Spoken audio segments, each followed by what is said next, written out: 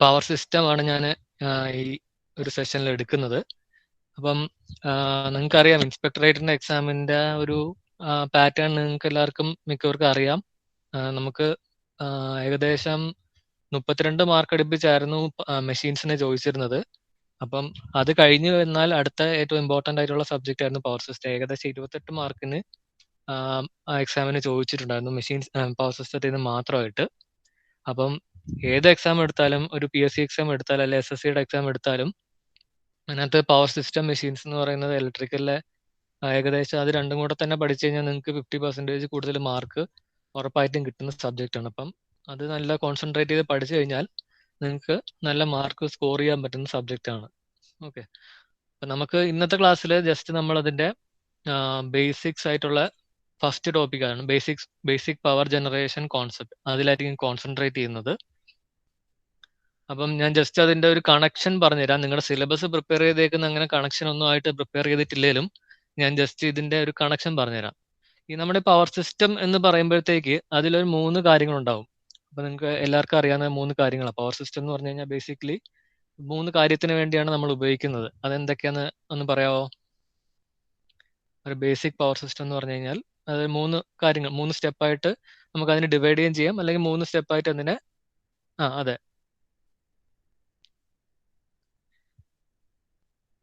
Generation, transmission, distribution. Correct ആണ്. Okay, അപ്പം നമ്മൾ ഈ ബേസിക്കലി നമ്മൾ ഈ പവർ സിസ്റ്റം എന്ന് പറയുന്നത്, നിങ്ങൾ MTech ചെയ്ത ആരെങ്കിലും ഉണ്ടോ ഈ ഗ്രൂപ്പിൽ? സ്മിജു MTech ചെയ്ത? ഓക്കെ, വേറെ ആരെങ്കിലും? ഓക്കെ ഓക്കെ ഓക്കെ ഓക്കെ അപ്പൊ MTech അതിന്റെ റീസൺ ഞാൻ ചോദിക്കാം പിന്നീട്. അപ്പൊ നമ്മൾ പവർ സിസ്റ്റം നമ്മൾ പറഞ്ഞു 3 കോൺസെപ്റ്റ് ഉണ്ട്: ജനറേഷൻ, ട്രാൻസ്മിഷൻ, ഡിസ്ട്രിബ്യൂഷൻ. അപ്പം ഈ പവർ സിസ്റ്റം എന്ന് പറയുന്നത് നമ്മുടെ മാൻമെയ്ഡ് ആയിട്ടുള്ള ഏറ്റവും കോംപ്ലക്സ് ആയിട്ടുള്ള സിസ്റ്റം എന്നാണ് നമ്മൾ പറയുന്നത്. അതിന്റെ റീസൺ എന്താന്ന് വെച്ച് കഴിഞ്ഞാൽ, നമ്മളിപ്പം ഒരു വെയിറ്റ് ബാലൻസ് ചെയ്യാൻ വേണ്ടി നമ്മൾ ചെയ്യുമ്പോഴത്തേക്ക് അതിന്റെ 2 സൈഡിൽ നമ്മൾ ഈക്വൽ ആയിട്ടുള്ള വെയിറ്റ് ഇട്ട് കഴിഞ്ഞാൽ നമുക്ക് ബാലൻസ് ചെയ്യാൻ പറ്റുള്ളൂ. അതുപോലെ തന്നെയാണ് ഈ പവർ സിസ്റ്റത്തിന്റെ കേസും. അപ്പൊ നമുക്ക് പവർ സിസ്റ്റത്തിനകത്ത് 2 വെയിറ്റ് എന്ന് പറയുന്നത്, ഒന്ന് ജനറേഷൻ ആണ്, മറ്റേ സൈഡിൽ വരുന്നത് നമ്മുടെ ലോഡാണ്. അപ്പൊ ഇത് രണ്ടും നമ്മുടെ വെയിറ്റിലെ 2 സെക്ഷനിലാണ് ഇങ്ങനെ ഇട്ടേക്കുന്നത്. അപ്പൊ ഇത് എപ്പോഴും നമ്മൾ ബാലൻസ് ആയിട്ട് ഈ ഒരു ചെറിയൊരു ഏരിയ ഉണ്ട്, ഈ ഏരിയക്കകത്ത് ഈ നീഡിൽ ബാലൻസ് ചെയ്ത്, വെയിറ്റ് ബാലൻസ് ചെയ്യുന്ന നീഡിൽ വരണം. ജനറേഷൻ കൂടിപ്പോയി കഴിഞ്ഞാൽ ഈ നീഡിൽ ഇങ്ങോട്ട് മാറും, ലോഡ് കൂടിപ്പോയി കഴിഞ്ഞാൽ നീഡിൽ ഇങ്ങോട്ട് മാറും. ഞാൻ എക്സാമ്പിൾ ഒരു പറയുന്ന വെയിറ്റ് പോലെ. അപ്പൊ നമ്മൾ ഈ ജനറേഷനും ലോഡും നമ്മൾ ഈക്വൽ ആയിട്ട് ബാലൻസ് ചെയ്ത് പോയി കഴിഞ്ഞാലേ നമുക്ക് ഒരു പവർ സിസ്റ്റം നമ്മൾ സ്റ്റേബിൾ ആയിട്ട് വെക്കാൻ പറ്റുള്ളൂ. അപ്പൊ നിങ്ങൾ ഓർക്കുന്നുണ്ടാവും എന്ന് എനിക്കറിയില്ല, നമ്മളൊരു കുറച്ച് വർഷങ്ങൾക്ക് മുന്നേ ഇന്ത്യയിൽ ഒരു ബ്ലാക്ക് ഔട്ട് ഉണ്ടായിട്ടുണ്ട്. ബ്ലാക്ക് ഔട്ട് എന്ന് പറയുന്നത് നോർത്ത് ഇന്ത്യൻ ഗ്രിഡ്, ഇപ്പൊ എല്ലാം ഒരൊറ്റ ഗ്രിഡിലാണ് കണക്ട് ചെയ്തേക്കുന്നത്. നേരത്തെ അങ്ങനെ അല്ലായിരുന്നു. നോർത്ത്, സൗത്ത്, ഈസ്റ്റ്, സെൻട്രൽ, അങ്ങനെ പല 4-5 ഗ്രിഡ് ഉണ്ടായിരുന്നു.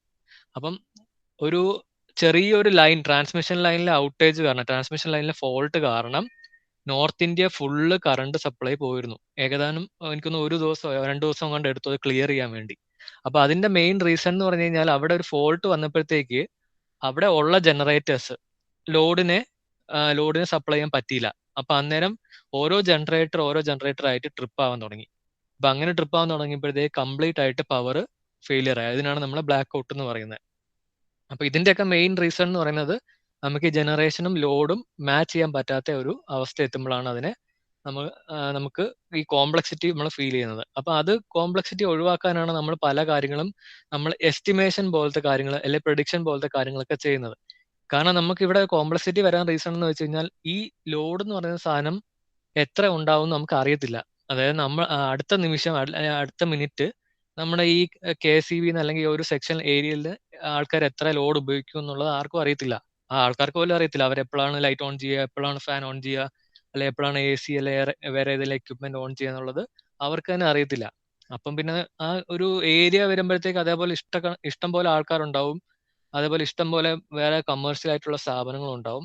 അപ്പൊ ഇതൊന്നും നമ്മുടെ ഈ ലോഡ് ഡിസ്പാച്ച് ചെയ്യുന്ന സെന്ററിന് അറിയാൻ പറ്റത്തില്ല. അപ്പം അവർ ചെയ്യുന്നത് എന്താണെന്ന് വെച്ച് കഴിഞ്ഞാൽ, പല പ്രിഡിക്ഷൻ ആയിട്ടുള്ള അൽഗോരിതം ഉണ്ടാവും.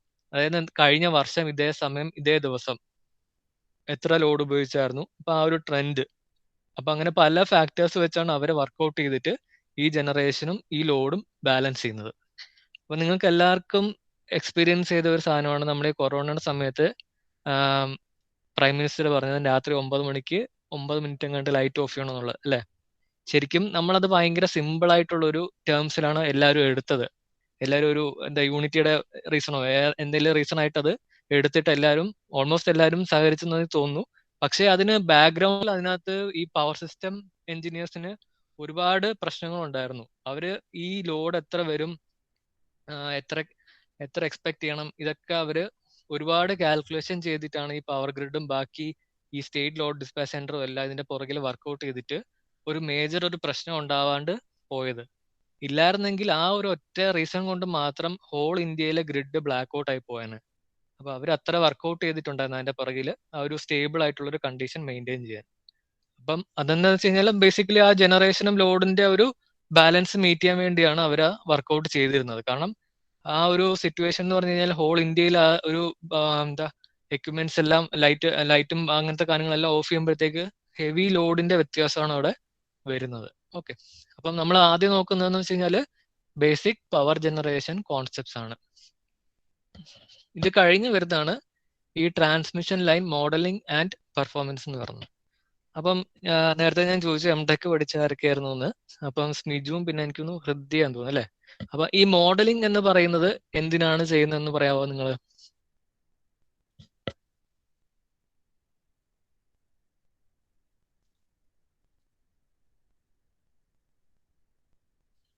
അല്ലാത്തവർക്കും അറിയാമെങ്കിൽ പറയാം. മോഡലിംഗ് എന്തിനാണ് നമ്മൾ ചെയ്യുന്നതെന്ന്.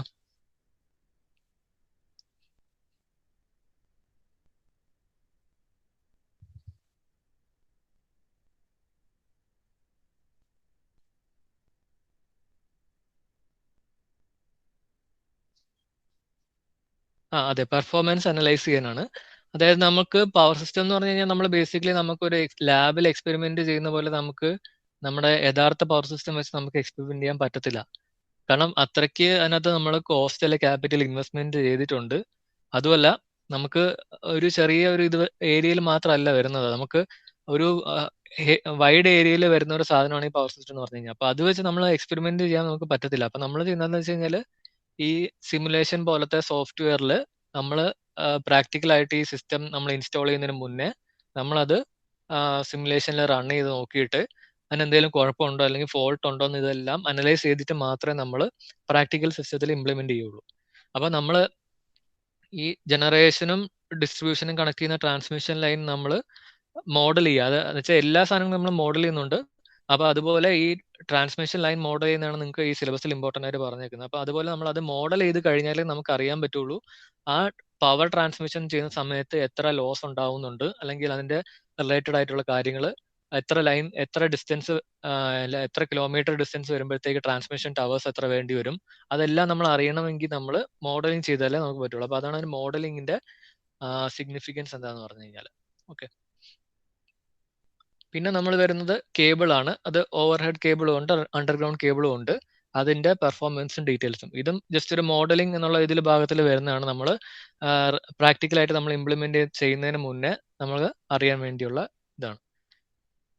പിന്നെ നമുക്ക് വരുന്ന ടോപ്പിക്കാണ് ഇൻസുലേഷനും കൊറോണ റേഡിയോ ഇന്റർഫറൻസും. അത് കഴിഞ്ഞ് നമ്മൾ ഡിസ്ട്രിബ്യൂഷൻ സിസ്റ്റം, നമ്മുടെ ജനറേഷൻ ട്രാൻസ്മിഷൻ ഡിസ്ട്രിബ്യൂഷൻ ആയി. പിന്നെ നമ്മൾ പെർ യൂണിറ്റ് ക്വാണ്ടിറ്റീസ്, ഇതും ഒരു അനലൈസിങ് പാർട്ടിൽ വരുന്നതാണ്. നമുക്ക് സിമ്പിൾ ആയിട്ട് അനലൈസ് ചെയ്യാൻ വേണ്ടി ഒരു ടെക്നിക്കായിട്ടാണ് പെർ യൂണിറ്റ് ക്വാണ്ടിറ്റീസ് വരുന്നത്. അത് കഴിഞ്ഞ് നമ്മൾ ഈ ഫോൾട്ടിന്റെ ഭാഗത്തോട്ടാണ് പോകുന്നത്. അവിടെയാണ് നമുക്ക് ഈ ബസ് ഇമ്പിഡൻസും അഡ്മിറ്റൻസ് മെട്രിക്സും വരുന്നത്. അതായത് ഒരു ഫോൾട്ട് വരുമ്പോഴത്തേക്ക് നമ്മൾ എങ്ങനെ ഡീൽ ചെയ്യുന്നുള്ള കാര്യം. അതുമല്ല നമ്മൾ പവർ ഫ്ലോ ലോഡ് ഫ്ലോയിൽ വരുന്നതാണ് പവർ ഫ്ലോ. അങ്ങനത്തെ ബസ് കാൽക്കുലേഷൻ, ബസ് വോൾട്ടേജിന്റെ ബസ്സിന്റെ angle, power, real power, reactive power, ഇതൊക്കെ ഈ ലോഡ് ഫ്ലോ അനാലിസിസിലാണ് വരുന്നത്. പിന്നെ അത് കഴിഞ്ഞ് വരുന്നതാണ് നമ്മുടെ voltage control, power factor correction ഒക്കെ. ഈ പവർ സിസ്റ്റത്തിൽ മെയിൻ ആയിട്ടും രണ്ട് കാര്യങ്ങളാണ് നമ്മൾ എപ്പോഴും കോൺസ്റ്റന്റ് ആക്കി വെക്കേണ്ടത്, അല്ലെങ്കിൽ ഒരു റേഞ്ചിനകത്ത് വെക്കേണ്ടത്: വോൾട്ടേജും ഫ്രീക്വൻസിയും. ഇത് രണ്ടും ഒരു പർട്ടിക്കുലർ റേഞ്ചിന് വെളിയിൽ പോയി കഴിഞ്ഞാൽ അവിടെ സിസ്റ്റം അൺബാലൻസ് ആയി പോയി കഴിയും. ഓക്കെ, അപ്പൊ ഇത് കൺട്രോൾ ചെയ്യുന്ന ഇതാണ് വോൾട്ടേജ് കൺട്രോൾ വരുന്നത്. ഫ്രീക്വൻസി കൺട്രോൾ ചെയ്ത് നമ്മൾ സ്പീഡ് കൺട്രോൾ അല്ലെങ്കിൽ ലോഡ് ഫ്രീക്വൻസി ഗവർണർ കൺട്രോൾ ടെക്നിക്സിൽ വരും. ഓക്കെ, ഇത് കഴിഞ്ഞ് വരുന്നതാണ് നമ്മുടെ എക്കണോമിക് ഓപ്പറേഷൻ എന്ന് പറഞ്ഞു കഴിഞ്ഞാൽ. അതായത് നമ്മൾ ജനറേഷൻ പഠിച്ചു, പക്ഷെ നമ്മൾ ഈ ജനറേറ്റർ ഒക്കെ എവിടെ വെക്കണമെന്ന് തീരുമാനിക്കുന്നത്, അല്ലെങ്കിൽ ഈ ജനറേഷനിൽ നിന്ന് ഏത് ജനറേറ്ററിൽ നിന്ന് നമ്മൾ കൂടുതൽ ലോഡ് എടുക്കണം, ഏത് ജനറേറ്ററിൽ നിന്ന് കുറച്ചെടുക്കണം എന്ന് വെച്ച് കഴിഞ്ഞാൽ ഏറ്റവും അടുത്തുള്ളതിൽ നമ്മൾ മാക്സിമം എടുക്കുന്നതാണ് നല്ലത്, അല്ലെ? അപ്പം കൂടുതൽ ദൂരെയുള്ള ജനറേറ്ററിൽ നമ്മൾ എടുത്തു കഴിഞ്ഞാൽ അത്രയും ഈ പവർ ട്രാൻസ്മിഷൻ ലൈനിൽ കൂടെ പോകുന്നതിന്റെ ലോസ് നമ്മൾ കണക്ക് കൂട്ടണം. അങ്ങനത്തെ കാര്യങ്ങളൊക്കെ വരും. അപ്പൊ അത് വരുന്നതാണ് ഈ എക്കണോമിക് ഓപ്പറേഷനിൽ വരുന്നത്. പിന്നെ വരുന്നത് നമ്മുടെ മെയിൻ ആയിട്ട് ഈ ഫോൾട്ടിലാണ് ഇതെല്ലാം വരുന്നത്. സിമെട്രിക്കൽ കമ്പോണന്റ് ഇത് മുതൽ ലാസ്റ്റ് ഈക്വലേരിയ ക്രൈറ്റീരിയൻ വരെ നമ്മൾ ഫോൾട്ട് അനാലിസിസ് വരുന്ന ടോപ്പിക്കാണ്. ലാസ്റ്റ് വരുന്ന ഒരു ടോപ്പിക് വന്നിട്ടുള്ളതാണ് HVDC transmission, high voltage DC transmission. അപ്പൊ നമുക്ക് ഇന്നത്തെ ക്ലാസ്സിലും അടുത്ത ക്ലാസ്സിലും കൊണ്ട് തീർക്കുമായിരിക്കും നമ്മൾ basic power generation concepts. Okay, അപ്പൊ നമുക്ക് സ്റ്റാർട്ട് ചെയ്യാം. ഇപ്പൊ നിങ്ങൾ പറഞ്ഞായിരുന്നു basic structure of A power system എന്ന് പറഞ്ഞു കഴിഞ്ഞാൽ 3 ഇതുണ്ട്: ജനറേഷൻ, ട്രാൻസ്മിഷൻ, ഡിസ്ട്രിബ്യൂഷൻ. അപ്പം ഈ ജനറേറ്റിംഗ് സ്റ്റേഷൻ എന്ന് പറയുന്നത് അതിന്റെ വോൾട്ടേജ് എന്ന് പറഞ്ഞാൽ 11 kV അപ്പം ഇത് നമ്മൾ ട്രാൻസ്മിഷന് വേണ്ടി സ്റ്റെപ്പ് അപ്പ് ചെയ്യും. ഓക്കെ, അത് സ്റ്റെപ്പ് അപ്പ് ചെയ്യുന്നതിന്റെ റീസൺ എന്താണെന്ന് അറിയാമല്ലോ എല്ലാവർക്കും. എന്തിനാണ് നമ്മൾ ട്രാൻസ്മിറ്റ് ചെയ്യുന്ന സമയത്ത് നമ്മൾ സ്റ്റെപ്പ് അപ്പ് ചെയ്യുന്നത്?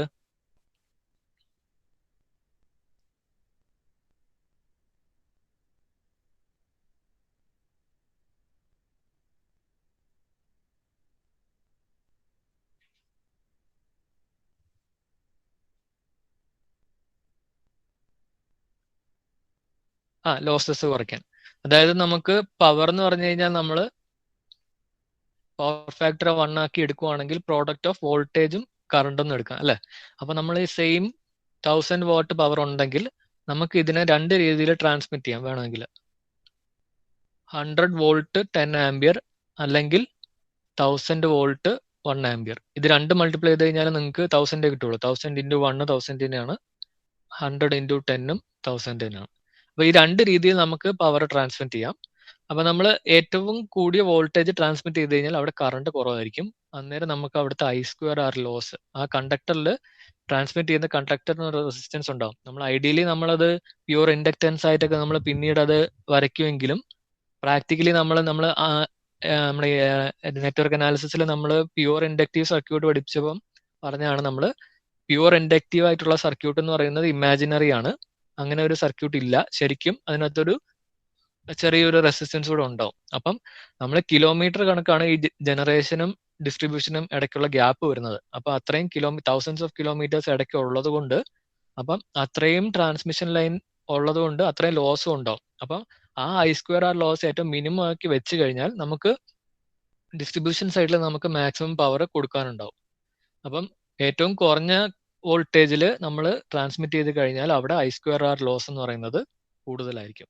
അപ്പൊ I²R ലോസ് മിനിമം ആക്കി വെക്കാനാണ് നമ്മൾ എന്ത് ചെയ്യുന്നത്? നമ്മൾ ഹൈ വോൾട്ടേജിൽ ട്രാൻസ്മിറ്റ് ചെയ്യുന്നത്. അപ്പൊ അതാണ് നമ്മുടെ ഈ primary transmission at high voltage എന്ന് പറയുന്നത്. അപ്പൊ അത് കഴിഞ്ഞ് നമ്മൾ സെക്കൻഡറി ട്രാൻസ്മിഷൻ ഉണ്ട്. അപ്പൊ ഇത് ഹൈ വോൾട്ടേജ് ട്രാൻസ്മിറ്റ് ചെയ്തുകൊണ്ട് പിന്നെ നമ്മൾ സെക്കൻഡറി ട്രാൻസ്മിഷൻ ഇതാണ് ഏറ്റവും കൂടുതൽ ഡിസ്റ്റൻസ് ഉള്ളത്. ഏറ്റവും കൂടുതൽ ഡിസ്റ്റൻസ് ഉള്ളതാണ് ഈ ജനറേറ്റിംഗ് സ്റ്റേഷനും പ്രൈമറി ട്രാൻസ്മിഷൻ കഴിഞ്ഞ് വരുന്ന ആ ഒരു റീജിയൻ എന്ന് പറഞ്ഞു കഴിഞ്ഞാൽ. അപ്പൊ സെക്കൻഡറി ട്രാൻസ്മിഷൻ എത്തിക്കഴിഞ്ഞാൽ ശരിക്കും പറഞ്ഞു കഴിഞ്ഞാൽ അവിടെ ഈ വോൾട്ടേജ് ഒരുമിച്ച് നമുക്ക് 11 kV 220 kV കൂട്ടിയതുപോലെ കുറയ്ക്കാണ്ട് സ്റ്റെപ്പ് ബൈ സ്റ്റെപ്പ് ആയിട്ടാണ് ചെയ്യുന്നത്. കാരണം എന്ന് വെച്ച് കഴിഞ്ഞാൽ നമുക്ക് പല റേഞ്ചിലുള്ള കസ്റ്റമേഴ്സ് ഉണ്ടാവും. 33 kV റേഞ്ചിൽ ഉപയോഗിക്കുന്ന കസ്റ്റമേഴ്സ് ഉണ്ടാവും, 6.6 ഉപയോഗിക്കുന്ന കസ്റ്റമേഴ്സ് ഉണ്ടാവും, ഇൻഡസ്ട്രിയൽ ആയിട്ടുള്ള കസ്റ്റമേഴ്സ് ഉണ്ടാവും, കമേഴ്ഷ്യൽ ആയിട്ടുള്ള കസ്റ്റമേഴ്സ് ഉണ്ടാവും. അപ്പൊ അങ്ങനെയുള്ളവർക്ക് ഉപയോഗിക്കാൻ വേണ്ടി നമ്മൾ ഒറ്റയടിക്ക് 22 11 അല്ലെങ്കിൽ നമ്മുടെ ഹൗസ് റെസിഡൻഷ്യൽ ആയിട്ടുള്ള റിക്വയർമെന്റിലോട്ടോ നമുക്ക് കുറയ്ക്കാൻ പറ്റില്ല. അതുകൊണ്ടാണ് നമ്മൾ സ്റ്റെപ്പ് ബൈ സ്റ്റെപ്പ് ആയിട്ട് അവിടെ ഒരു സെക്കൻഡറി ട്രാൻസ്മിഷനും ഒരു പ്രൈമറി ഡിസ്ട്രിബ്യൂഷനും വെച്ചേക്കുന്നത്. ഇത് കഴിഞ്ഞിട്ടാണ് നമ്മുടെ റെസിഡൻഷ്യൽ ആയിട്ട് വരുന്ന സെക്കൻഡറി ഡിസ്ട്രിബ്യൂഷൻ വെച്ചേക്കുന്നത്. അപ്പം ഫസ്റ്റ് ഇതെന്ന് പറയുന്നത് ജനറേറ്റിംഗ് സ്റ്റേഷൻ ആണ്. സെക്കൻഡ് ഇത് വരുന്നത് 2 ട്രാൻസ്മിഷൻ സ്കീം ഉണ്ട്, പ്രൈമറി സ്റ്റെപ്പും ഉണ്ട്, സെക്കൻഡറി സ്റ്റെപ്പും ഉണ്ട്. അതേപോലെ തന്നെ ഡിസ്ട്രിബ്യൂഷനിൽ വരുന്നതാണ് പ്രൈമറിയും സെക്കൻഡറിയും. 2 സ്റ്റെപ്പിലായിട്ടായിരിക്കും അവിടെ ഡിസ്ട്രിബ്യൂഷൻ നടക്കുന്നത്.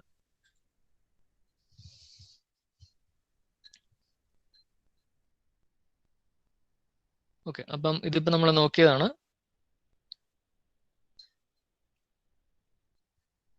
ഓക്കെ, ഇനി ഒരു എപ്പോഴും ചോദിക്കുന്ന ഒരു ക്വസ്റ്റ്യൻ ആണ്, ഇന്ത്യയിൽ ഏറ്റവും കൂടുതൽ ട്രാൻസ്മിറ്റ് ചെയ്യുന്ന വോൾട്ടേജിന്റെ വാല്യൂ എത്ര KV ആണെന്നറിയോ?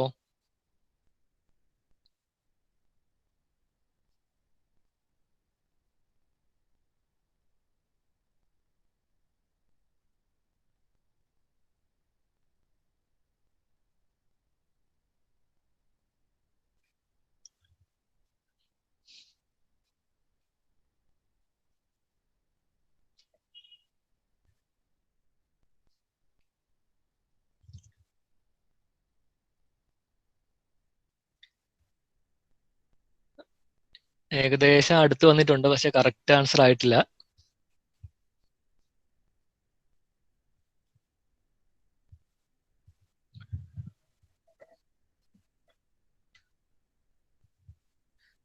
അതിൽ കറക്റ്റ് വോൾട്ടേജ് എന്ന് പറയുന്നത് 765 KV ആണ്. 800 കുഴപ്പമില്ല. 800/765, അത് ആ ഒരു ഇതിട്ടിട്ടുണ്ട്, അലവൻസ് എമൗണ്ട് ഇട്ടിട്ടുണ്ട്. അപ്പൊ ഇത് power grid corporation of India PGCILന്റെ ഇതിൽ വരുന്നതാണ്. 800/765 KV ആണ് നമ്മുടെ ഏറ്റവും കൂടുതൽ അവൈലബിൾ ആയിട്ടുള്ള ട്രാൻസ്മിഷൻ വോൾട്ടേജ്. ഇനിയും ഒരു പുതിയതായിട്ടൊരു ഇത് വരുന്നുണ്ട്, 1200 KV സബ്സ്റ്റേഷൻ വരുന്നുണ്ട്.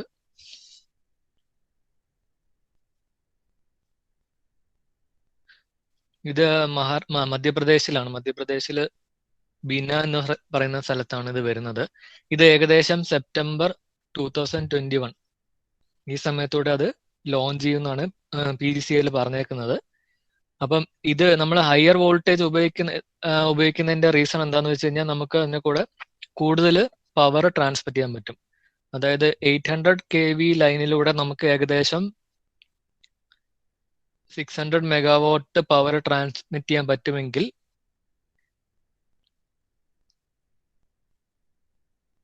സോറി 800 KV അല്ല, അതിന്റെ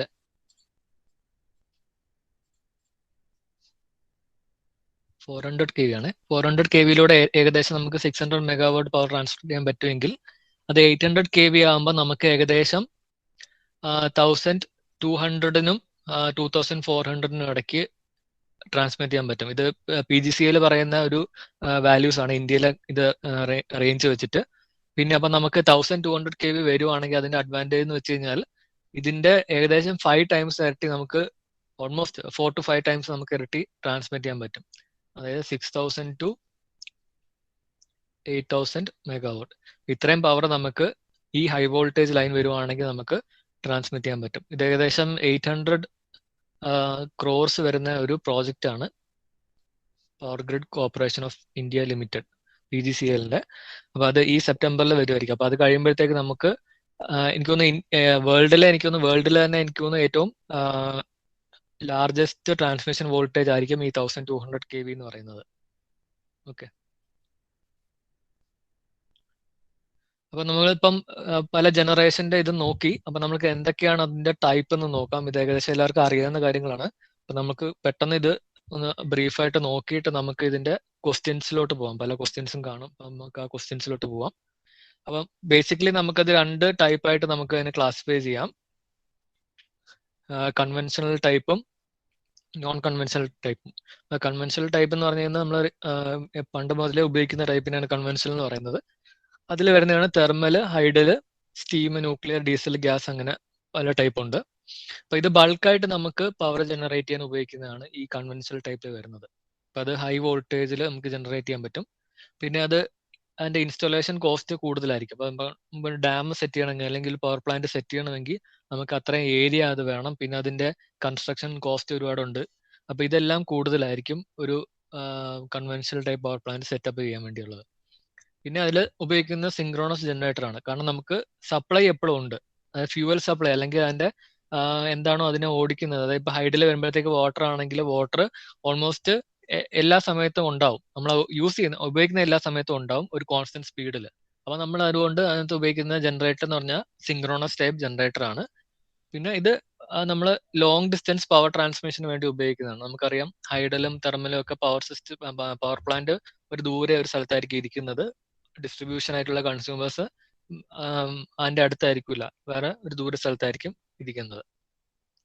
അപ്പൊ ഇതാണ് കൺവെൻഷണൽ ടൈപ്പിൽ വരുന്നത്.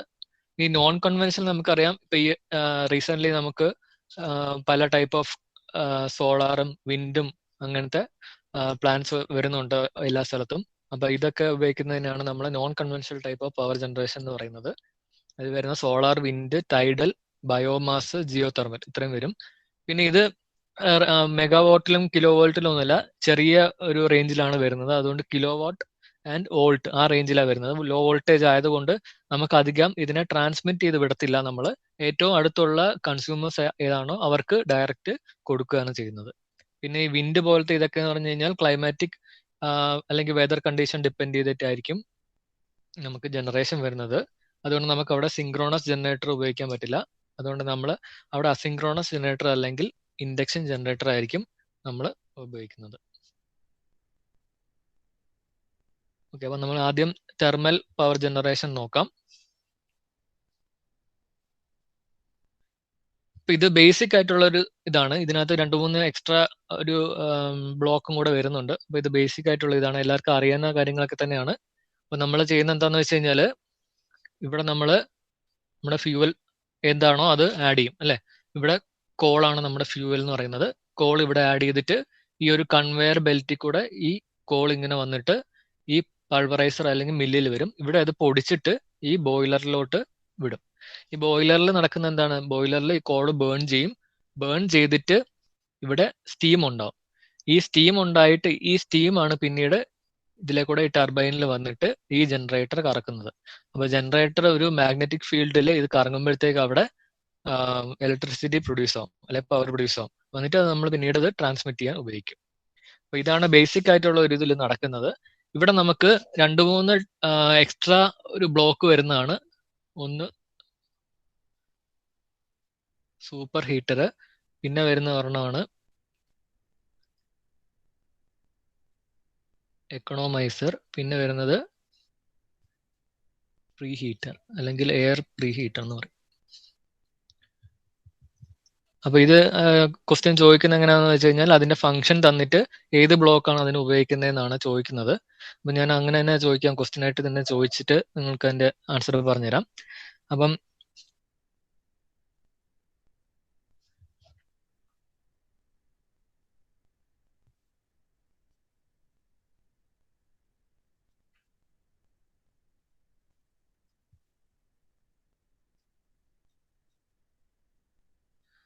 വെറ്റ് സ്റ്റീമിനെ സൂപ്പർ ഹീറ്റഡ് സ്റ്റീമിലോട്ട് കൺവേർട്ട് ചെയ്യുന്ന ബ്ലോക്ക് ഏതാണ്? ഈ 3 എണ്ണത്തില് സൂപ്പർ ഹീറ്റർ ആണോ, എക്കണോമൈസർ ആണോ, പ്രീ ഹീറ്റർ ആണോ?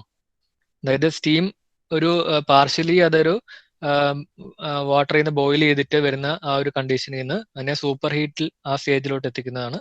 ഓക്കെ, സൂപ്പർ ഹീറ്റർ എന്നാണ് അതിന്റെ ആ ബ്ലോക്കിന്റെ പേര്. ഓക്കെ, അപ്പൊ അത് ആ ഫസ്റ്റ് ബ്ലോക്കിന്റെ ഫംഗ്ഷൻ എന്ന് പറയുന്നത്.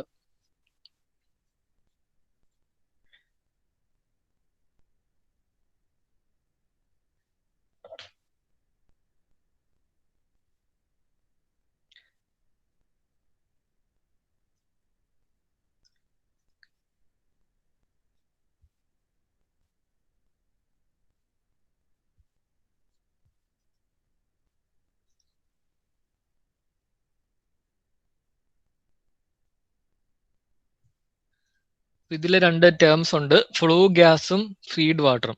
ഫീഡ് വാട്ടർ എന്ന് പറഞ്ഞു കഴിഞ്ഞാൽ നമ്മൾ ബോയിലറിലോട്ട് ഫീഡ് ചെയ്യുന്ന വാട്ടറിനെയാണ് നമ്മൾ ഫീഡ് വാട്ടർ എന്ന് പറയുന്നത്. ഫ്ലൂ ഗ്യാസ് എന്ന് പറഞ്ഞു കഴിഞ്ഞാൽ നമ്മൾ ഈ കോള് ബേൺ ചെയ്യുമ്പോഴത്തേക്ക് റിലീസ് ചെയ്യുന്ന ആ ഗ്യാസിനെയാണ്, പൊല്യൂട്ടഡ് ഗ്യാസിനെയാണ് നമ്മൾ ഫ്ലൂ ഗ്യാസ് എന്ന് പറയുന്നത്. അപ്പം ഈ ഫ്ലൂ ഗ്യാസിലെ ഹീറ്റ്, അതായത് നമ്മൾ കളയാൻ പോകുന്ന ഗ്യാസ് ആണ് ഈ ഫ്ലൂ ഗ്യാസ് എന്ന് പറഞ്ഞു കഴിഞ്ഞാൽ അത് പൊല്യൂട്ടഡ് ആയിട്ടുള്ള ഗ്യാസ് ആണ്. അതിലെ ഹീറ്റ് നമ്മൾ ഉപയോഗിച്ചിട്ട് ഈ ഇൻകമിങ് ആയിട്ടുള്ള വാട്ടറിനെ ഹീറ്റ് ചെയ്യാൻ ഉപയോഗിക്കുക. അപ്പൊ ആ ഒരു ബ്ലോക്കിന് പറയുന്ന പേരെന്താണ്?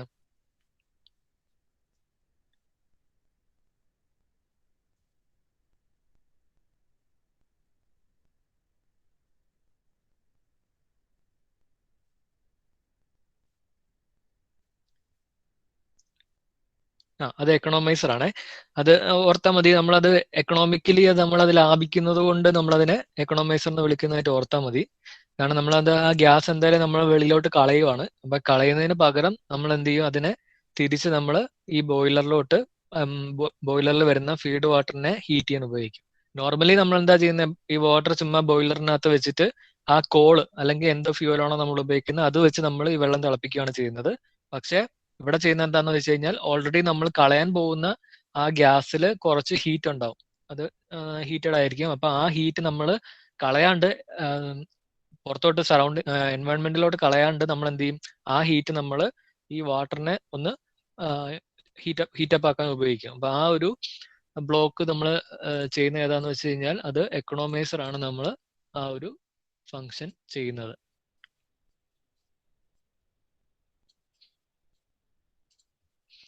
അപ്പൊ ലാസ്റ്റ് വരുന്നതാണ് പ്രീ ഹീറ്റർ എന്ന് പറഞ്ഞു കഴിഞ്ഞാല്.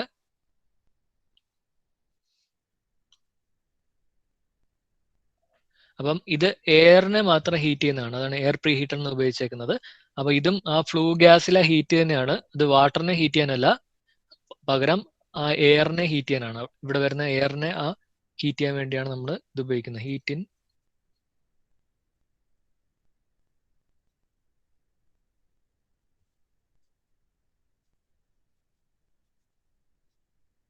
നമ്മൾ കോള് ബേൺ ചെയ്യാൻ എന്തായാലും ഇത് വേണമല്ലോ, എയർ സപ്ലൈ വേണമല്ലോ. അപ്പൊ ആ എയർ സപ്ലൈനെ ഒരു കോൾഡ് അറ്റ്മോസ്ഫിയറിൽ നിന്ന് മാറ്റി ഒരു ഹീറ്റഡ് അറ്റ്മോസ്ഫിയറിലോട്ട് മാറ്റാൻ വേണ്ടി നമ്മൾ ആ ഫ്ലൂ ഗ്യാസിൽ നിന്ന് തന്നെ ഹീറ്റ് എടുത്ത് ഇൻകമിങ് എയറിനെ ഹീറ്റ് ചെയ്യുന്ന ആ ബ്ലോക്കിനെയാണ് നമ്മൾ എയർ പ്രീ ഹീറ്റർ എന്ന് പറയുന്നത്.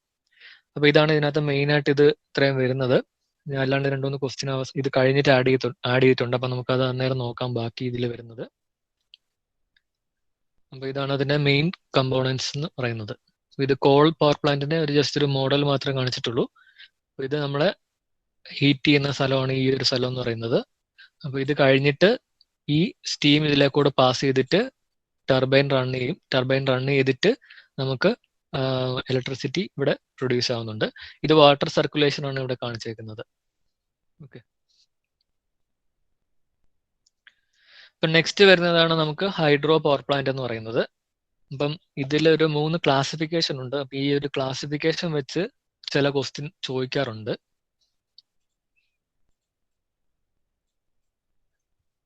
അപ്പൊ നമ്മൾ 3 ഇതിൽ ക്ലാസിഫൈ ചെയ്യാറുണ്ട്. ഒന്ന് ബേസ്ഡ് ഓൺ ദി ഹെഡ്, അതിൽ 3ആയിട്ട് നമ്മൾ ക്ലാസിഫൈ ചെയ്യുന്നുണ്ട്. High head, medium head, low head.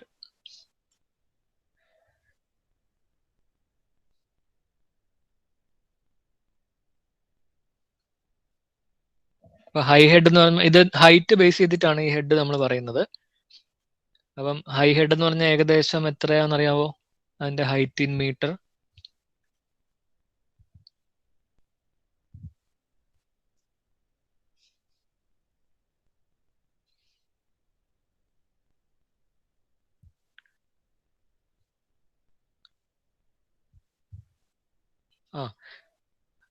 ഏകദേശം കറക്റ്റ് തന്നെ നിങ്ങൾ പറഞ്ഞത്. ഗ്രേറ്റർ ദാൻ 100 മീറ്റർ എന്ന് പറയുന്നത് പവർ പ്ലാന്റ്സിനെയാണ്, ഹൈഡൽ പവർ പ്ലാന്റ്സിനെയാണ് നമ്മൾ ഹൈ ഹെഡ് പവർ പ്ലാന്റ്സ് എന്ന് പറയുന്നത്. ഇനി മീഡിയം എന്ന് പറഞ്ഞാലോ അതിന്റെ ലിമിറ്റ് എത്ര ആയിരിക്കും എന്നറിയാമോ?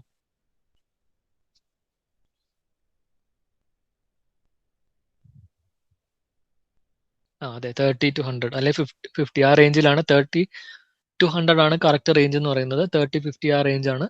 30 to 100 മീറ്റർ ആണ് നമ്മുടെ മീഡിയം ഹെഡ് പവർ പ്ലാന്റ് വരുന്നത്. ലോ ഹെഡ് എന്ന് പറഞ്ഞു കഴിഞ്ഞാലോ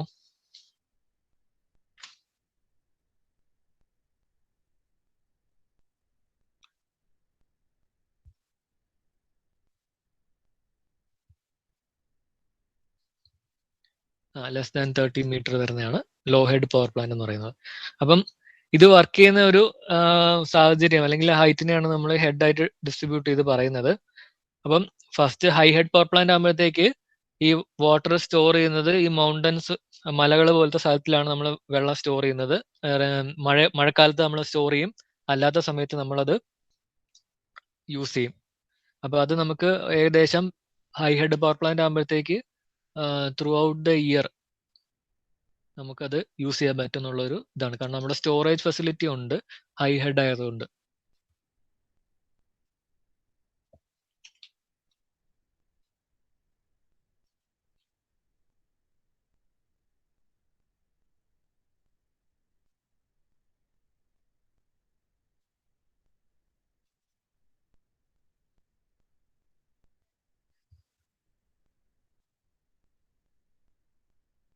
ഓക്കെ, ഇനി ഇവിടെ വരുന്ന ഒരു മെയിൻ ക്വസ്റ്റ്യൻ എന്ന് പറഞ്ഞു കഴിഞ്ഞാൽ നമ്മൾ ഹൈ ഹെഡിലും മീഡിയം ഹെഡ്, ലോ ഹെഡ് ഇതിൽ ഉപയോഗിക്കുന്ന ടർബൈൻ വെച്ച് ഒരു ക്വസ്റ്റ്യൻ ചോദിക്കാറുണ്ട് സ്ഥിരം PSC എക്സാമിനൊക്കെ.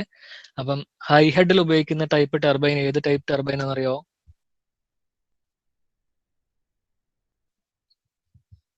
അതെ, വെൽട്ടൺ വീൽ ടർബൈൻ ആണ് ഉപയോഗിക്കുന്നത് കേട്ടോ.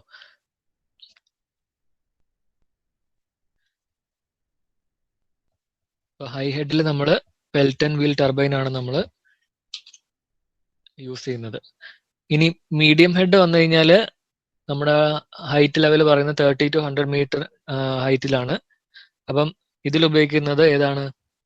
അതെ, ഫ്രാൻസിസ് ടർബൈൻ ആണ്.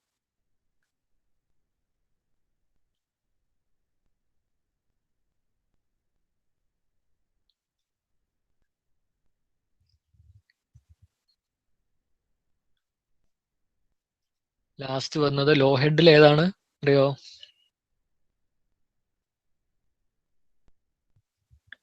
കപ്ലാൻ ടർബൈനും ഉണ്ട്. പിന്നെ അല്ലെങ്കിൽ ഇതിപ്പോ നമ്മൾ 30 മീറ്റർ എന്ന് പറഞ്ഞു കഴിഞ്ഞാലും ഏകദേശം ഒരു ചില സമയത്ത് ഒരു 40 മീറ്റർ വരുന്നതിനെ നമ്മൾ ലോ ഹെഡ് ആയിട്ട് ക്ലാസിഫൈ ചെയ്യാറുണ്ട്.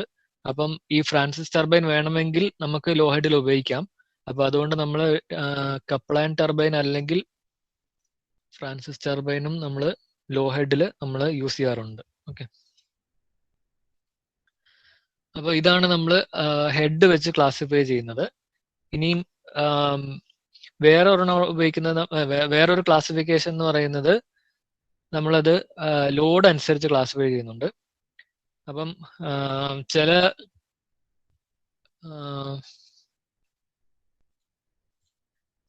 പവർ പ്ലാന്റ് നമ്മൾ ഉപയോഗിക്കുന്നതിന്റെ അനുസരിച്ചാണ് നമ്മൾ ക്ലാസിഫൈ ചെയ്യുന്നത്. അപ്പൊ അതിന്റെ ക്ലാസിഫിക്കേഷൻ എന്ന് പറഞ്ഞു കഴിഞ്ഞാൽ നമ്മളതിനെ നേച്ചർ ഓഫ് ദ ലോഡിന്റെ ടൈപ്പ് ആയിട്ട് നമ്മൾ അതിനെ ക്ലാസിഫൈ ചെയ്യും. അപ്പം ഇത് നമുക്ക് രണ്ട് ടൈപ്പ് ഓഫ് ലോഡ് ഉണ്ട്. ഒന്ന് ബേസ് ലോഡ് പ്ലാന്റും, രണ്ട് പീക്ക് ലോഡ് പ്ലാന്റ്. അപ്പൊ ഈ ബേസ് ലോഡ് പ്ലാന്റ് എന്ന് പറഞ്ഞാൽ എന്താണ്? ബേസ് ലോഡ് എന്ന് പറഞ്ഞാൽ എന്താണെന്ന് അറിയോ?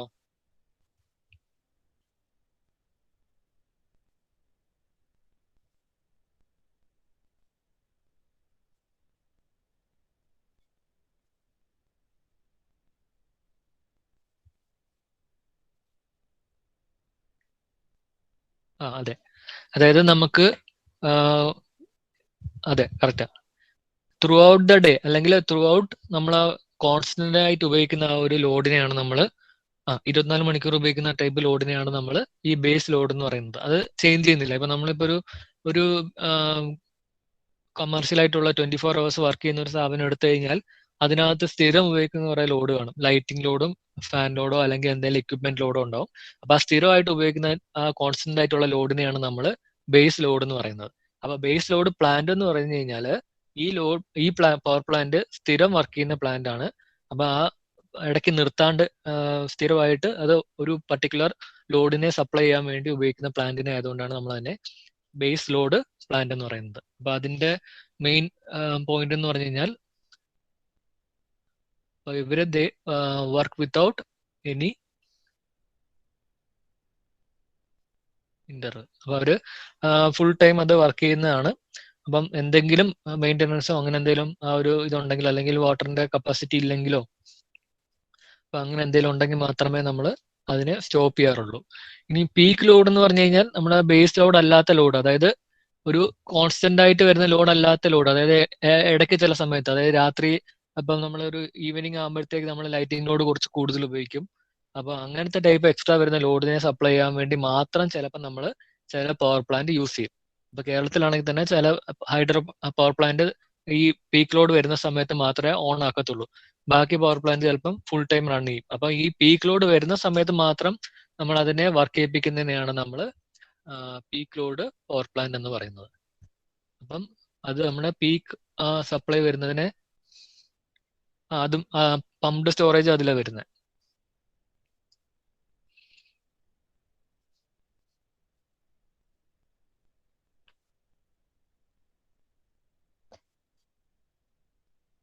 ഇത് ലോഡിന്റെ നേച്ചർ അനുസരിച്ച് നമ്മൾ ക്ലാസിഫൈ ചെയ്തതാണ്. അപ്പം ഇനി അത് വാട്ടറിന്റെ ക്വാണ്ടിറ്റി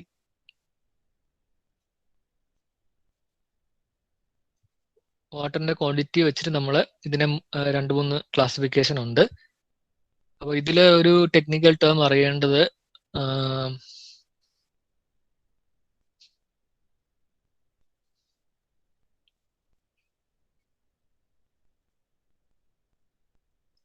ഫസ്റ്റ് ഇത് പറയുന്നത് റൺ ഓഫ് റിവർ വിത്തൗട്ട് പോണ്ടേജ് എന്ന് പറയുന്നതാണ്. അപ്പൊ ഈ പോണ്ടേജ് എന്ന് പറയുന്ന ടെക്നിക്കൽ ടേം ഉണ്ട്. അതെന്താന്ന് വെച്ച് കഴിഞ്ഞാല് അത് ഈ നമ്മൾ ഡാം പോലത്തെ ഇത് കളക്ട് ചെയ്യുന്ന ഒരു വാട്ടർ കളക്ട് ചെയ്യുന്ന സോഴ്സസ് ഉണ്ടല്ലോ, അതിനെയാണ് നമ്മൾ ഈ പോണ്ടേജ് എന്ന് പറയുന്നത്. അപ്പം നമുക്കത് കുറച്ചുകൂടെ ദിവസം നമുക്ക് ആ വാട്ടർ സ്റ്റോർ ചെയ്ത് നമ്മൾ തന്നെ ഉപയോഗിക്കാൻ പറ്റും. അപ്പൊ ഫസ്റ്റ് ടൈപ്പ് എന്ന് പറയുന്നത് റൺ ഓഫ് റിവർ വിത്തൗട്ട് പോണ്ടേജ് എന്നാണ്. അപ്പം ഈ റിവറിന് അക്രോസ് ഒരു ജനറേറ്റിംഗ് സ്റ്റേഷൻ വെച്ച് കഴിഞ്ഞാൽ അപ്പം അതിനകത്ത് സ്റ്റോറേജ് ഒന്നുമില്ല, വിത്തൗട്ട് പോണ്ടേജ്, അതായത് സ്റ്റോറേജ് ഇല്ലാണ്ട് ഉള്ള ടൈപ്പ് പവർ പ്ലാന്റ് ആണ്. അപ്പം ഈ റിവറിന്റെ ഫ്ലോ അനുസരിച്ച് ഇത് അവിടെ ഇലക്ട്രിസിറ്റി പ്രൊഡ്യൂസ് ചെയ്തുകൊണ്ടിരിക്കും. അപ്പം ഇൻ കേസ് അവിടെ ഒരു ഫ്ലഡ് വന്നാലോ അല്ലെങ്കിൽ വെള്ളം കൂടുതൽ വന്നാലോ അല്ലെങ്കിൽ ജനറേഷൻ കുറഞ്ഞാലോ നമ്മൾ എന്ത് ചെയ്യണം, നമുക്കത് വെള്ളം നമുക്ക് ഉപയോഗിക്കാൻ പറ്റില്ല. എത്ര നമുക്ക് ആവശ്യമുണ്ടോ അത്ര എടുക്കുക, ബാക്കി വെള്ളം പുറത്തോട്ട് വിടുക, അങ്ങനെ പറ്റുള്ളൂ അവിടെ സ്റ്റോറേജ് ഇല്ലാത്തതുകൊണ്ട്. അപ്പൊ അത് അതിന്റെ ഒരു ഡിസഡ്വാൻറ്റേജ് എന്ന് പറഞ്ഞു കഴിഞ്ഞാൽ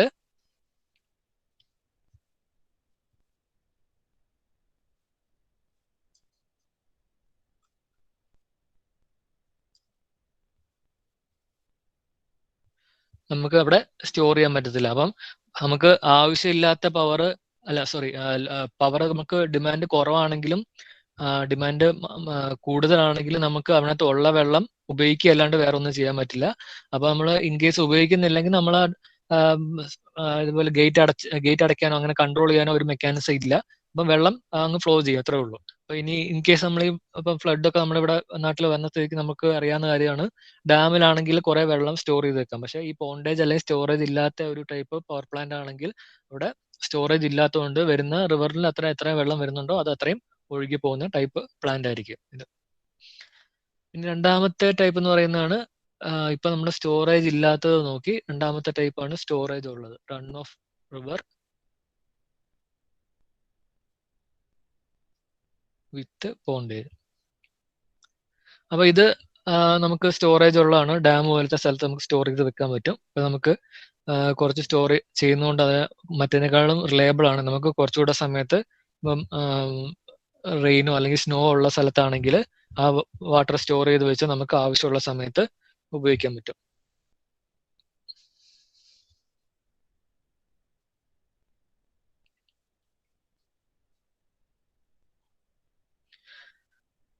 അപ്പൊ ഇത് രണ്ടും റിവറിനെ ബേസ് ചെയ്താണ് ഈ രണ്ട് പ്ലാന്റും വരുന്നത്. ഇനി അല്ലാണ്ട് ഈ റിവർ ഒന്നും ഇല്ലാത്ത സ്ഥലത്ത് നമ്മൾ അല്ലാണ്ട് തന്നെ സ്റ്റോറേജ് പവർ പ്ലാന്റ് ആയിട്ട് വെക്കാറുണ്ട്.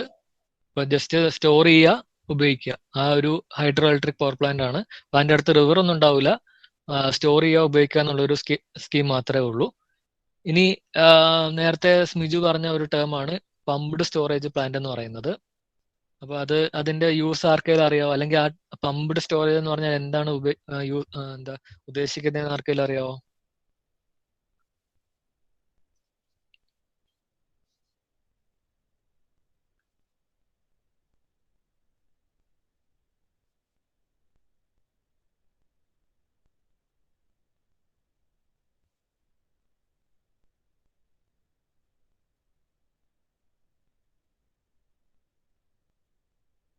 അതെ.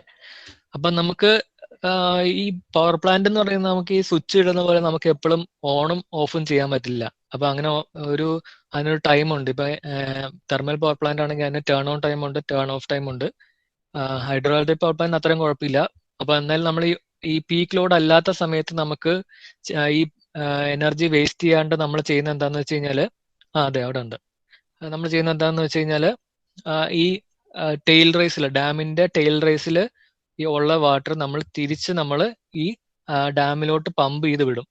നമുക്ക് ഓഫ് പീക്ക്, അതായത് നമുക്ക് അത്രയ്ക്ക് ലോഡൊന്നും ഇല്ലാത്തൊരു സമയത്ത് നമ്മൾ വെറുതെ അത് ഓഫ് ചെയ്യേണ്ട, അല്ലെങ്കിൽ നമ്മുടെ പവർ പ്രൊഡക്ഷൻ നിർത്തണ്ട നിർത്തി കഴിഞ്ഞാൽ നമുക്ക് അത്ര എക്കണോമിക് ഒരു ലാഭമൊന്നും ഉണ്ടാവുന്നില്ല എന്നൊരു സ്റ്റേജ് ആണെങ്കിൽ നമുക്ക് ആ പവറിനെ നമുക്ക് കുറച്ചുകൂടെ സ്യൂട്ടബിൾ ആയിട്ടുള്ള, അല്ലെങ്കിൽ കുറച്ചുകൂടെ എക്കണോമിക്കൽ ആയിട്ടുള്ള രീതിയിൽ ഉപയോഗിക്കാൻ പറ്റും. അപ്പൊ ആ പവർ എടുത്ത് നമ്മൾ ചെയ്യുന്നത് എന്താണെന്ന് വെച്ച് കഴിഞ്ഞാൽ ഈ ഡാമിന്റെ ടെയിൽ റേസ് എന്ന് വെച്ച് കഴിഞ്ഞാൽ താഴെയുള്ള, അതായത് ജനറേഷൻ കഴിഞ്ഞിട്ട് ബാക്കി വരുന്ന വെള്ളം ആ ഒരു പോകുന്ന ഒരു അല്ലെങ്കിൽ സ്റ്റോർ ചെയ്ത് കിടക്കുന്ന സ്ഥലത്തിനാണ് നമ്മൾ ടെയിൽ റേസ് എന്ന് പറയുന്നത്. അപ്പം ആ ടെയിൽ റേസ് അല്ലെങ്കിൽ ആ ടെയിൽ വാട്ടർ പോണ്ടിന് നമ്മൾ അവിടുന്ന് വെള്ളം എടുത്തിട്ട് നമ്മൾ തിരിച്ച് ഹെഡിലോട്ട് പമ്പ് ചെയ്യും. പമ്പ് ചെയ്ത് കഴിഞ്ഞാൽ നമുക്ക് വീണ്ടും നമുക്കത് പീക്ക് ലോഡ് വരുന്ന സമയത്ത് നമുക്ക് അതിനെ ഉപയോഗിക്കാൻ പറ്റും. അപ്പൊ അതാണ് നമ്മുടെ പമ്പ്ഡ് സ്റ്റോറേജ് പ്ലാന്റ് എന്ന് പറയുന്നത്.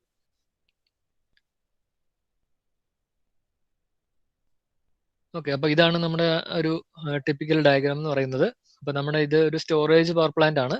അപ്പം റൈറ്റ് സൈഡിൽ നമ്മൾ ഇവിടുത്തെ ഡാമിന്റെ ഗേറ്റ് ആണ് ഈ സ്ലൂസ് ഗേറ്റ് എന്ന് പറയുന്നത്. അപ്പൊ ഈ ഗേറ്റ് ഓപ്പൺ ചെയ്യുന്ന അനുസരിച്ച് നമുക്ക് ഇവിടുത്തെ വാട്ടർ ഫ്ലോനെ നമുക്ക് കൺട്രോൾ ചെയ്യാം. അപ്പൊ ബേസ് ലോഡൊക്കെ പവർ പ്ലാന്റ് ആണെങ്കിൽ ഒരു കൺട്രോൾ അങ്ങനെ എപ്പോഴും എപ്പോഴും ചെയ്യേണ്ട ആവശ്യം വരില്ല. അത് ഫുൾ ആ ബേസ് ലോഡിനെ ഫീഡ് ചെയ്യുന്ന രീതിയിൽ ആ ഗേറ്റ് അഡ്ജസ്റ്റ് ചെയ്ത് വെച്ചിട്ടുണ്ടാവും. അപ്പൊ അത്രയും വെള്ളം ഇതിൽ കൂടെ പെൻസ്റ്റോക്കിൽ കൂടെ ഫ്ലോ ചെയ്ത് ഈ ടർബൈനിൽ വരും. ടർബൈനിൽ വന്നിട്ട് ടർബൈനിൽ ഈ വാട്ടർ ടർബൈന്റെ ബ്ലേഡിൽ തട്ടുമ്പോഴത്തേക്ക് ടർബൈൻ കറങ്ങുമ്പോഴത്തേക്ക് ജനറേറ്റർ പവർ പ്രൊഡ്യൂസ് ചെയ്യും. അത് പിന്നെ പവർ ഹൗസ് വഴി ട്രാൻസ്ഫോമറിൽ കൂടെ സ്റ്റെപ്പ് അപ്പ് ചെയ്തിട്ട് ട്രാൻസ്മിറ്റ് ചെയ്യും. പിന്നെ വരുന്ന ഈ ഒരു റേസിനെയാണ് നമ്മൾ നേരത്തെ പറഞ്ഞ ടെയിൽ റേസ് എന്ന് പറയുന്നത്. ഇത് നമ്മുടെ ഹെഡ് റേസ്. അപ്പൊ ഇതിന്റെ ഇടയ്ക്ക് വരുന്ന ഒരു ടേം ആണ് നമ്മുടെ സർജ് ടാങ്ക് എന്ന് പറയുന്നത്. അതിന്റെ യൂസ് എന്താണെന്നറിയാവോ?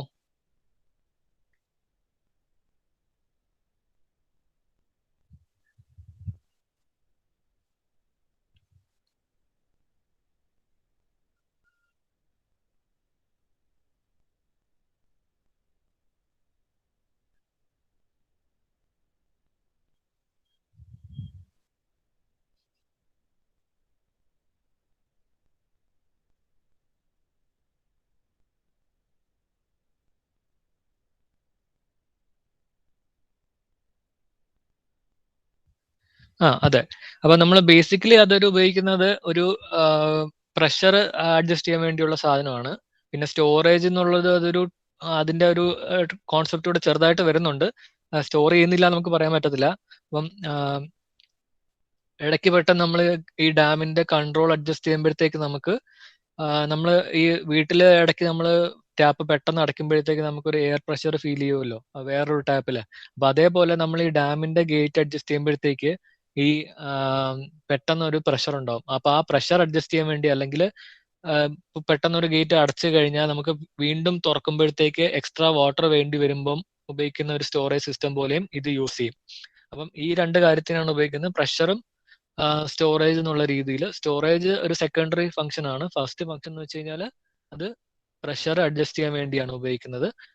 മറ്റേത് നമ്മൾ ആ എക്സ്ട്രാ വരുന്ന വാട്ടർ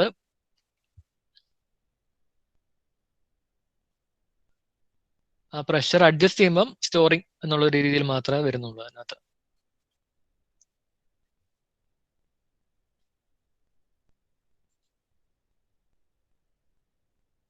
ഓക്കെ, അപ്പൊ നമ്മൾ ഇത്രയും നോക്കിയതിൽ നിന്നുള്ള രണ്ട് മൂന്ന് ക്വസ്റ്റ്യൻസ് ഉണ്ട് ഇതിനകത്ത്, നമുക്ക് നോക്കാം.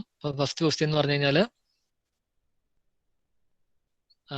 dash is the reserved generating capacity available for service under emergency condition which is not kept in operation but in working order.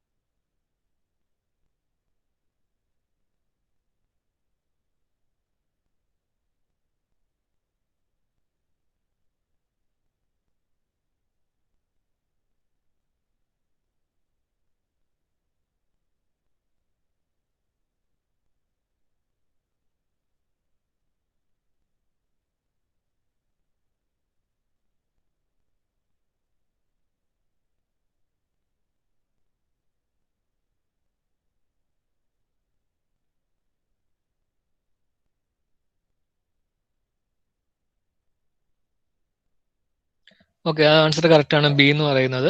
നമ്മൾ അതിന്റെ ഈ കോൺസെപ്റ്റ് ഞാനത് പറഞ്ഞപ്പോൾ പറഞ്ഞില്ലായിരുന്നു.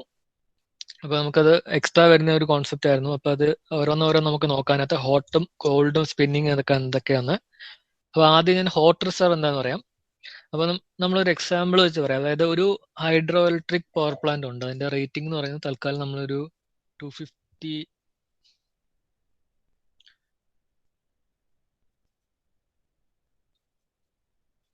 ഒരു ഹൈഡ്രോ ഇലക്ട്രിക് പവർ പ്ലാന്റ് ഉണ്ട്. അതിന്റെ റേറ്റിംഗ് എന്ന് പറഞ്ഞാൽ 250 MVA ആണ്. അപ്പൊ അത് ഇപ്പൊ സപ്ലൈ ചെയ്യുന്നത് 200 MVA മാത്രമേ അത് സപ്ലൈ ചെയ്യുന്നു വിചാരിക്കുക. അപ്പൊ ഇതിന്റെ ബാക്കി 50 MVA എന്ന് പറയുന്നത്, ഈ 50 MVA എന്ന് പറയുന്നതിനാണ് നമ്മൾ ഈ ഹോട്ട് റിസർവ് എന്ന് പറയുന്നത്. അതായത് നമുക്ക് എപ്പോൾ വേണമെങ്കിലും ഒരു ലോഡ് വന്നു കഴിഞ്ഞാൽ നമ്മൾ ആ വാൽവ് അഡ്ജസ്റ്റ് ചെയ്ത് കഴിഞ്ഞാൽ നമുക്ക് ആ 50 MVA നമുക്ക് ഉപയോഗിക്കാൻ പറ്റും. അപ്പൊ ഹോട്ട് റിസർവിന്റെ ഡെഫിനേഷൻ എന്ന് പറഞ്ഞു കഴിഞ്ഞാൽ reserve capacity that can be made available immediately. അതായത് നമുക്ക് റിസർവ് ആയിട്ട് ആ 50 MVA കിടപ്പുണ്ട്, നമുക്ക് എപ്പോൾ വേണമെങ്കിലും എത്രയും പെട്ടെന്ന് നമുക്ക് അത് തന്നെ ആ ഗേറ്റ് വാൽവ് ഗേറ്റ് അഡ്ജസ്റ്റ് ചെയ്ത് കഴിഞ്ഞാൽ നമുക്ക് അത് യൂസ് ചെയ്യാൻ പറ്റും. ഹോട്ട് റിസർവിന്റെ ഡെഫിനേഷൻ വരുന്നത് reserve capacity that is available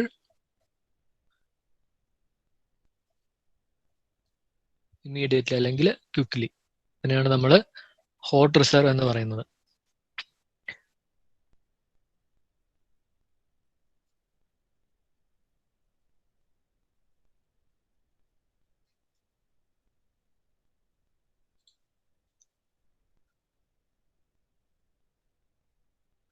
okay, അടുത്ത കോൾഡ് റിസർവ് ആണ്. അതിപ്പോ ഇതിന്റെ ആൻസർ ആണ്. Reserved generation capacity available for service under emergency condition which is not kept in operation but in working order. അപ്പൊ അതായത് കോൾഡ് റിസർവ് എന്ന് പറയുമ്പോഴത്തേക്ക് നമുക്ക് സർവീസിലുണ്ട്, പക്ഷെ നമുക്കത് പെട്ടെന്ന് അത് ലോഡ് ചെയ്യാൻ പറ്റത്തില്ല. അപ്പൊ അതിന് കുറച്ച് സ്റ്റാർട്ടപ്പ് ടൈമും അങ്ങനെ സ്പിന്നപ്പ് ടൈമും അങ്ങനെയൊക്കെ ഉണ്ടെങ്കിൽ, അപ്പൊ അതിനെ അഡ്ജസ്റ്റ് ചെയ്ത് വരുന്ന ഈ ഇതിനെയാണ് റിസർവ് കപ്പാസിറ്റിനെയാണ് നമ്മൾ കോൾഡ് റിസർവ് എന്ന് പറയുന്നത്. അതായത് നമുക്ക് ഉപയോഗിക്കാൻ പറ്റുന്ന റിസർവ് കപ്പാസിറ്റി തന്നെയാണ്, പക്ഷെ അത് പെട്ടെന്ന് നമുക്ക് ഉപയോഗിക്കാൻ പറ്റത്തില്ല. നോട്ട് നോട്ട് നമ്മൾ ഇതിൽ അവൈലബിൾ ക്വിക്ലി എന്ന് പറയുന്ന പോലെ ഇതിനകത്ത് it is not available quickly but we can use it. ആ ഒരു ഇതിനെയാണ് നമ്മൾ കോൾഡ് റിസർവ് കപ്പാസിറ്റി എന്ന് പറയുന്നത്. ഇനി സ്പിന്നിങ് റിസർവ് കപ്പാസിറ്റി എന്ന് പറഞ്ഞു കഴിഞ്ഞാൽ എന്താണ്? അപ്പൊ അത് സ്പിന്നിങ് റിസർവ് കപ്പാസിറ്റിയുടെ ഡെഫിനിഷൻ അറിയാം ആർക്കെങ്കിലും?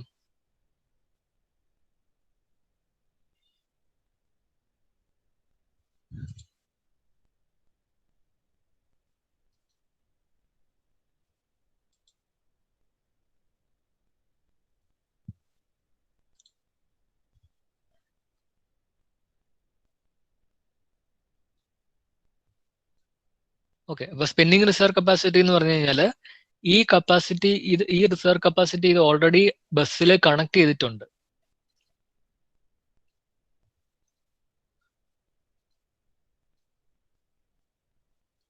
And is ready to take.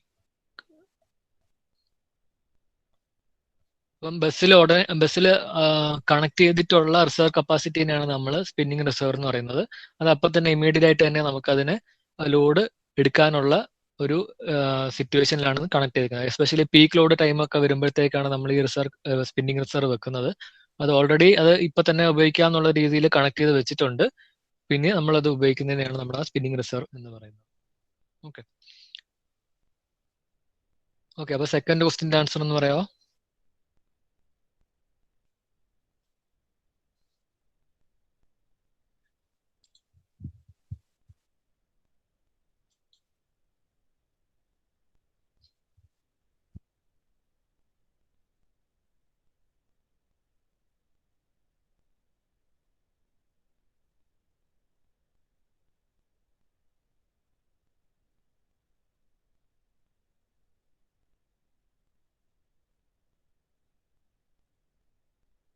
അതില് സ്മിജു പറഞ്ഞു. അതിനകത്ത് ഫോർത്ത് എന്ന് പറഞ്ഞാൽ ഫേം പവർ ആണ്. ഫേം പവർ എന്ന് പറഞ്ഞു കഴിഞ്ഞാൽ ഒരു പ്ലാന്റിന്റെ പവർ പ്രൊഡ്യൂസിങ് കപ്പാസിറ്റിനെയാണ് നമ്മൾ ഫേം പവർ എന്ന് പറയുന്നത് കേട്ടോ.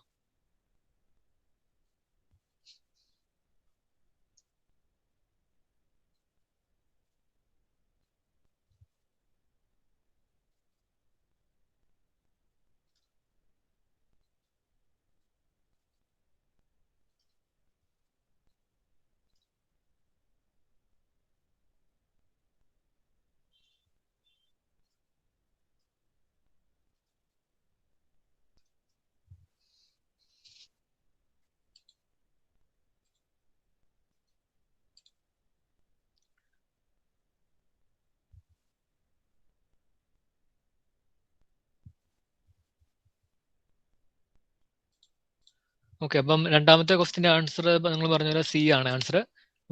Heat to electric power convert ചെയ്യുന്ന ഡിവൈസിന്റെ പവർ ഇലക്ട്രോണിക് ഡിവൈസ് ആണത്. അതിനെ തെർമിയോണിക് പവർ കൺവേർട്ടർ അല്ലെങ്കിൽ തെർമിയോണിക് കൺവേർട്ടർ എന്നാണ് പറയുന്നത്.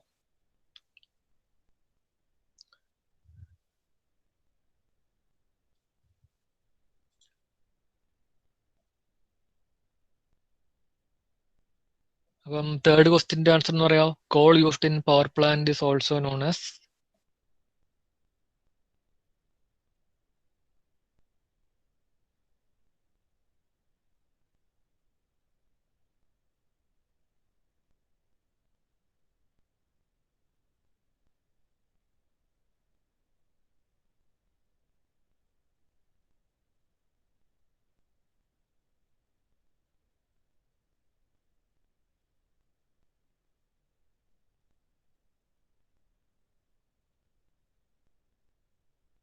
അതിന്റെ ഫസ്റ്റ് ആൻസർ എ തന്നെയാണ്. അതിന്റെ സ്റ്റീം കോൾ അല്ലെങ്കിൽ വേറൊരു പേരൂടെ ഉണ്ട് അതിന്. അതിന്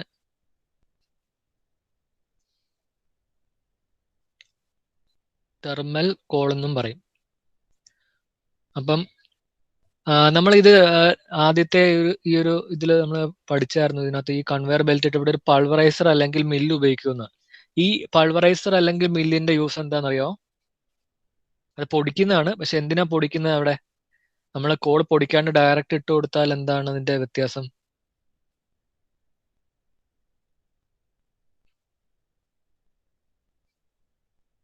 അതെ, കറക്റ്റാ. അപ്പൊ ആ സർഫസ് ഏരിയ കൂട്ടാൻ വേണ്ടിയാണ്.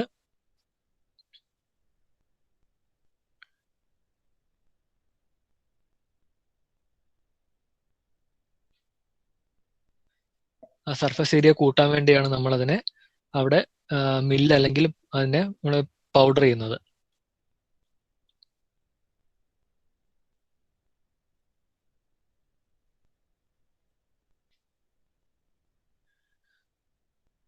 ഓക്കെ, നാലാമത്തെ ക്വസ്റ്റ്യൻ എന്ന് പറയാം.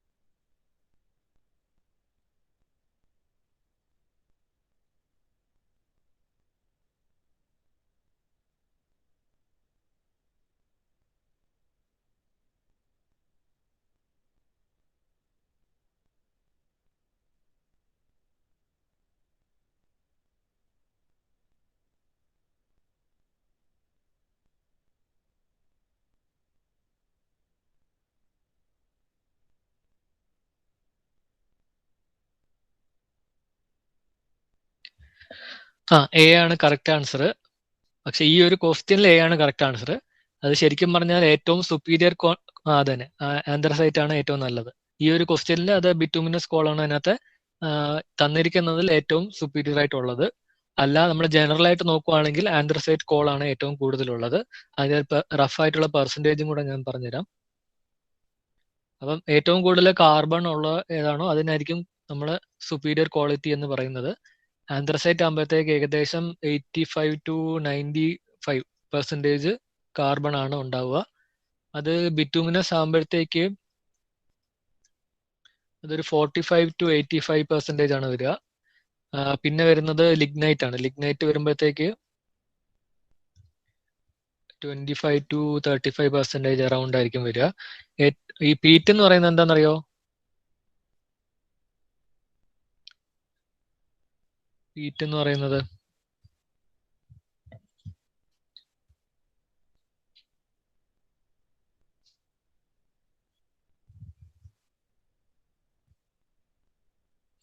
പീറ്റ് എന്ന് പറയുന്ന ഒരു കോൾ ആണോ? കോൾ ടൈപ്പ് ആണോ? അത് ശരിക്കും പറഞ്ഞു കഴിഞ്ഞാല് ഈ എന്താ വെജിറ്റബിൾ അല്ലെങ്കിൽ ആനിമൽ മാറ്റർ ഡീകമ്പോസ് ചെയ്യുമ്പോഴത്തേക്ക് ഉണ്ടാവുന്ന ഒരു മെറ്റീരിയലിനെയാണ് അത് സോയിലുമായിട്ട് മിക്സ് ചെയ്ത് ഉണ്ടാകുന്ന മെറ്റീരിയലിനെയാണ് നമ്മൾ പീറ്റ് എന്ന് പറയുന്നത്. അതൊരു കോളായിട്ട് നമുക്കത് കൺസിഡർ ചെയ്യാൻ പറ്റത്തില്ല. അപ്പം ബേസിക്കലി ഇത് ഇത്രയാണ് നമ്മുടെ മെയിൻ ടൈപ്പ് എന്ന് പറയുന്നത്. ഓക്കെ, അപ്പൊ അടുത്ത ക്വസ്റ്റ്യൻ എന്ന് പറയാം.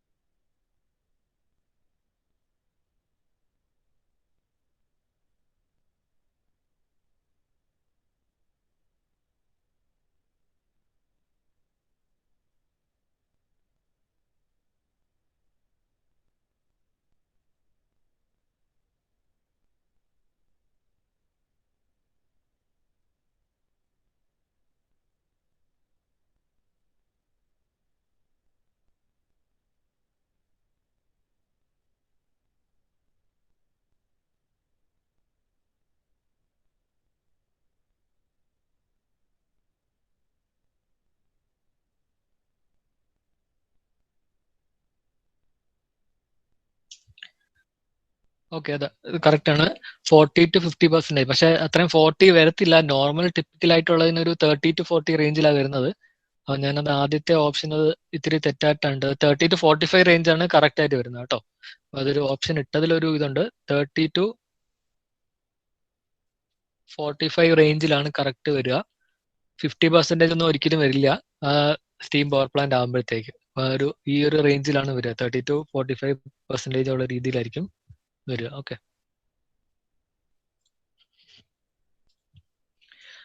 അപ്പൊ അടുത്ത പവർ പ്ലാന്റ് വരുന്നതാണ് നമ്മുടെ ന്യൂക്ലിയർ പവർ പ്ലാന്റ്.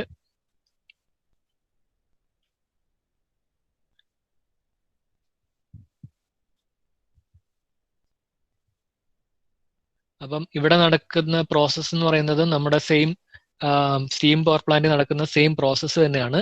പക്ഷെ ഇവിടെ ഫ്യൂവൽ എന്ന് ഉപയോഗിക്കുന്നത് നമ്മൾ ന്യൂക്ലിയർ ആയിട്ടുള്ള ഫ്യൂവലാണ് ഉപയോഗിക്കുന്നത്. അപ്പം നേരത്തെ നമുക്ക് സ്റ്റീം ഉണ്ടാക്കിയത് നമ്മൾ എങ്ങനെയായിരുന്നു? നമ്മൾ കോൾ അല്ലെങ്കിൽ ഫ്യൂവൽ ബേൺ ചെയ്തിട്ട് ആ ബേൺ ചെയ്യുന്ന ഹീറ്റ് നമ്മൾ ഉപയോഗിച്ച് വെള്ളം തിളപ്പിച്ചു. അപ്പം വെള്ളം തിളപ്പിക്കുമ്പോഴത്തേക്ക് സ്റ്റീം ഉണ്ടാവും. അപ്പൊ ആ സ്റ്റീം ഹൈ പ്രഷറിൽ വരുന്നത് കൊണ്ട് ആ പ്രഷർ ഉപയോഗിച്ച് നമ്മൾ ടർബൈനിലോട്ട് വിടുമ്പോഴത്തേക്ക് ആ പ്രഷർ കാരണം ആ ടർബൈൻ കറങ്ങും. അപ്പൊ ടർബൈൻ കറങ്ങുന്നത് ഒരു മാഗ്നറ്റിക് ഫീൽഡിലായതുകൊണ്ട് നമ്മൾ നേരത്തെ പഠിച്ചതുപോലെ ഇതൊരു ഫീൽഡ് കട്ട് ചെയ്യുന്നത് കൊണ്ട് അവിടെ വോൾട്ടേജ് അല്ലെങ്കിൽ കറണ്ട് ഇൻഡ്യൂസ് ആവുന്നു. അങ്ങനെ അവിടെ നമുക്ക് ഇലക്ട്രിസിറ്റി കിട്ടുന്നു. അത് നമ്മൾ പിന്നീട് പാസ് ചെയ്ത് കിട്ടുന്നു. അപ്പൊ അതേ സെയിം പ്രിൻസിപ്പിൾ തന്നെയാണ് ഇവിടെ. പക്ഷെ ആ ഹീറ്റ് പ്രൊഡ്യൂസ് ചെയ്യുന്നത് കോൾ അല്ലെങ്കിൽ ഫ്യൂവൽ ബേൺ ചെയ്തിട്ടല്ല, പകരം ഇത് ന്യൂക്ലിയർ ഫ്യൂവല് അതിന്റെ ഫിഷൻ അല്ലെങ്കിൽ ഫ്യൂഷൻ പ്രോസസ്സ് വെച്ചിട്ടായിരിക്കും ഇവിടെ നമ്മൾ ഹീറ്റ് പ്രൊഡ്യൂസ് ചെയ്യുന്നത്. അപ്പൊ ഇവിടെ നമുക്ക് കുറച്ച്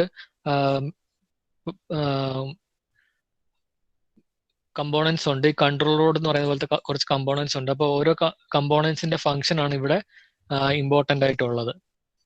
അപ്പം ആദ്യത്തെ ഒരു പോയിന്റ് എന്ന് പറയുന്നത് ഈ കൺട്രോൾ റോഡ് എന്തിനാണ് ഉപയോഗിക്കുന്നത്, അത് എന്തുകൊണ്ടാണ് ഉപയോഗിക്കുന്നത് എന്നുള്ളതാണ് നമ്മുടെ ആദ്യത്തെ ക്വസ്റ്റ്യൻ. അപ്പം കൺട്രോൾ റോഡ് എന്തിനാണ് ഉപയോഗിക്കുന്നതിന്റെ ഫംഗ്ഷൻ എന്ന് പറയാവോ?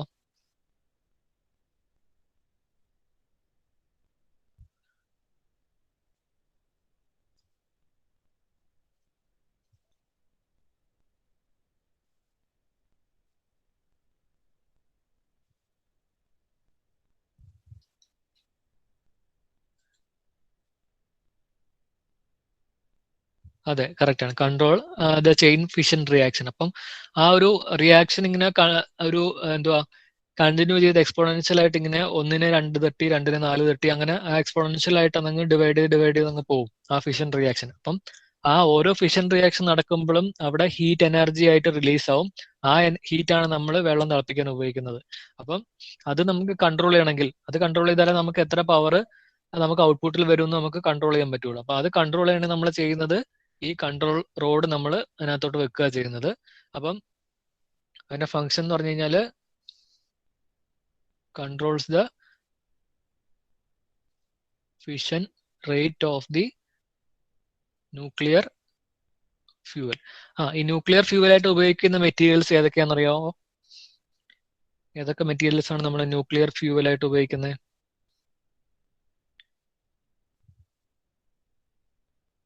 യുറേനിയം 235ഉം പ്ലൂട്ടോണിയം.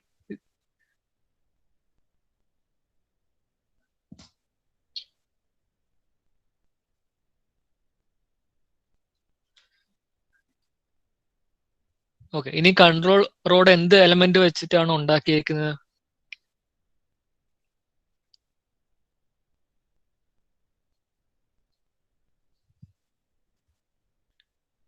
കാഡ്മിയം കറക്റ്റ് ആണ്. കാഡ്മിയം അല്ലെങ്കിൽ വേറെ ബോറോൺ.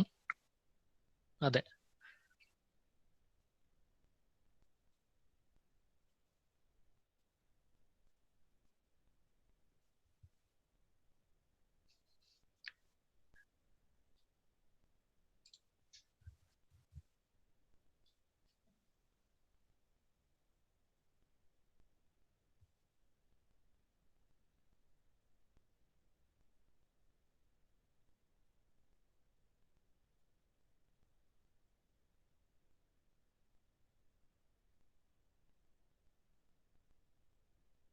ഓക്കെ, ഇനി അടുത്ത ഒരു മേജർ കമ്പോണന്റ് വരുന്നതിനകത്ത് മോഡറേറ്റർ എന്ന് പറഞ്ഞൊരു കമ്പോണന്റ് ആണ്. അപ്പം ഈ മോഡറേറ്റർ എന്ന് പറയുന്നത് എന്തിനാണ് ഉപയോഗിക്കുന്നത്, അത് എന്ത് മെറ്റീരിയൽ വെച്ചാണ് ഉണ്ടാക്കിയിരിക്കുന്നത് നമുക്ക് നോക്കാം. ആദ്യം നമുക്ക് അത് എന്തിനാണ് ഉപയോഗിക്കുന്നത് എന്ന് നോക്കാം. ഗ്രാഫൈറ്റ്, മെറ്റീരിയൽ ഗ്രാഫൈറ്റ്, പിന്നെ അല്ലെങ്കിൽ വേറെ ഒരു മെറ്റീരിയലും കൂടെ സ്ഥിരം ഉപയോഗിക്കാറുണ്ട്. അതെ, slow down the speed of neutron. Beryllium oxide എനിക്ക് ഉറപ്പില്ല. ഹെവി വാട്ടർ, അതാണ് ഞാൻ ഉദ്ദേശിച്ചത്. കോമൺ ആയിട്ട് ഉപയോഗിക്കുന്നത് ഹെവി വാട്ടറും ഗ്രാഫൈറ്റും ആണ് ഉപയോഗിക്കുന്നത്. അപ്പം ഇതിന്റെ യൂസ് എന്താന്ന് വെച്ച് കഴിഞ്ഞാല് സ്ലോ ഡൗൺ ന്യൂട്രോൺ സ്പീഡ്. അപ്പൊ അത് മെയ്ഡ് അപ്പ് ഓഫ് ഹെവി, അതിന്റെ എന്താ യൂസ് ചെയ്യുന്ന മെറ്റീരിയൽ എന്ന് പറയുന്നത് ഹെവി വാട്ടർ അല്ലെങ്കിൽ ഗ്രാഫൈറ്റ്. നിങ്ങൾ ഈ ചെർണോബിൽ എന്നൊരു സീരീസ് കഴിഞ്ഞ വർഷം ഇറങ്ങിയായിരുന്നു, ആരെങ്കിലും കണ്ടിട്ടുണ്ടോ? അത് ഒരു 5 എപ്പിസോഡുള്ള ഒരു സീരീസ് ആയിരുന്നു അത്.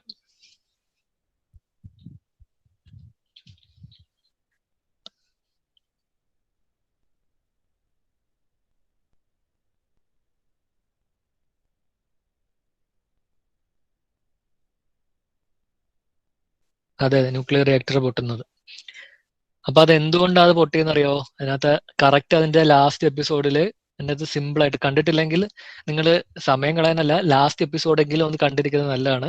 നല്ല സിമ്പിൾ ആയിട്ടുള്ള ഒരു എന്ന് വെച്ച് കഴിഞ്ഞാൽ അവരൊരു ലാസ്റ്റ് ഒരു കേസ് വരുമ്പോഴത്തേക്ക് ഈ സ്റ്റഡി ചെയ്ത് ഈ ആക്സിഡന്റ് സ്റ്റഡി ചെയ്ത ആള് ഒരു ഇതിനെപ്പറ്റി ഒരു പിടുത്തവും ഇല്ലാത്ത ഒരാൾക്ക് എക്സ്പ്ലെയിൻ ചെയ്യുന്ന ഒരു സീനുണ്ട് ലാസ്റ്റ്, ഏകദേശം ഒരു ലാസ്റ്റ് ഹാഫ് ആൻ അവർ ആണെന്ന് തോന്നുന്നു. നല്ല സിമ്പിൾ ആയിട്ട് അത് ന്യൂക്ലിയർ റിയാക്ടർ വർക്ക് ചെയ്യുന്നതും അതിന്റെ എക്സ്പ്ലനേഷനും ഒക്കെ പറഞ്ഞിട്ടുണ്ടാവും. ഓക്കെ, അപ്പൊ അത് പൊട്ടാനുള്ള റീസൺ എന്താണെന്നറിയാവോ?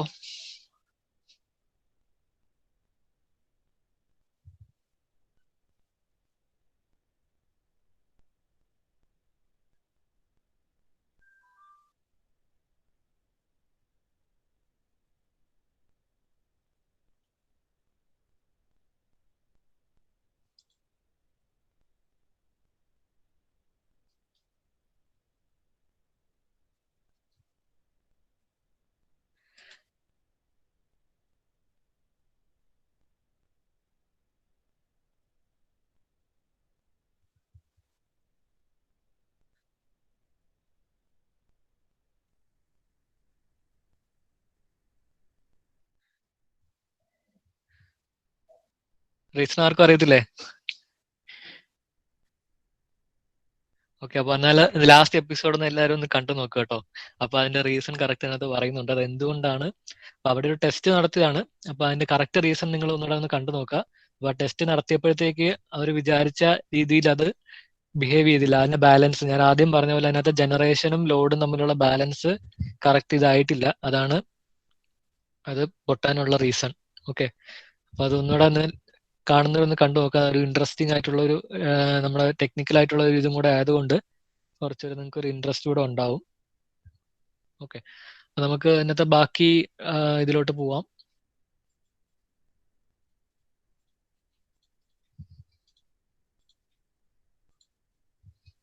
ഓക്കെ, അപ്പൊ ഇന്ത്യയിൽ ഏകദേശം 22 ന്യൂക്ലിയർ റിയാക്ടർ ഉണ്ട്.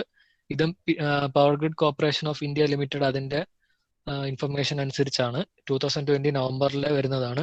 അതിന്റെ ഇൻസ്റ്റാൾഡ് കപ്പാസിറ്റി വരുന്നത് 6780 മെഗാവാട്ട് ആണ് വരുന്നത്. അപ്പൊ അത് തമിഴ്നാട്ടിൽ 2 ഉണ്ട്, കൂടംകുളം ഉണ്ട്, കൽപ്പക്കം ഉണ്ട്. പിന്നെ വരുന്നത് മഹാരാഷ്ട്രയിലെ Tarapur, Rajasthan atomic power plant, പിന്നെ കർണാടകയിലെ കൈഗ പവർ പ്ലാന്റ്, പിന്നെ ഉത്തർപ്രദേശിലും ഗുജറാത്തിലും ഓരോന്നുണ്ട്.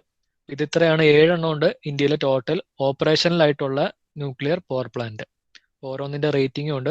അതിൽ ഏറ്റവും കൂടുതൽ കൂടംകുളം പവർ പ്ലാന്റിലാണ് 2000 മെഗാവാട്ട്.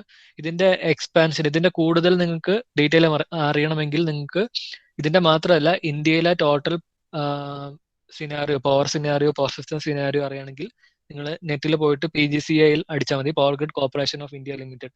കാരണം ചിലപ്പം നിങ്ങൾ ഈ പല ടെക്സ്റ്റ് ബുക്ക് അല്ലെങ്കിൽ പല PSCയുടെ ക്വസ്റ്റ്യൻ പേപ്പർ എടുത്ത് നോക്കുമ്പോഴത്തേക്ക് അതിനകത്ത് ഓരോ സമയത്ത് അപ്ഡേറ്റഡ് ആയിട്ടുള്ള ഇൻഫർമേഷൻ ആയിരിക്കും തരുന്നത്. അപ്പം ഇത്തിരി പഴയ ബുക്കാണെങ്കിൽ പഴയ ഇൻഫർമേഷനും, പുതിയതാണെങ്കിൽ അത് കഴിഞ്ഞിട്ടുള്ളതുമായിരിക്കും തരുന്നത്. പക്ഷെ PGCL എടുത്ത് നോക്കി കഴിഞ്ഞാൽ നിങ്ങൾക്ക് കറക്റ്റ് ആയിട്ടുള്ള ഇൻഫർമേഷൻ കിട്ടും. അതിൽ വരാൻ പോകുന്ന പ്രോജക്റ്റും ഓൾറെഡി എക്സിസ്റ്റിംഗ് ആയിട്ടുള്ള പ്രോജക്റ്റിന് എന്തെങ്കിലും അപ്ഗ്രഡേഷൻ ഉണ്ടെങ്കിൽ അതും കാണിക്കും.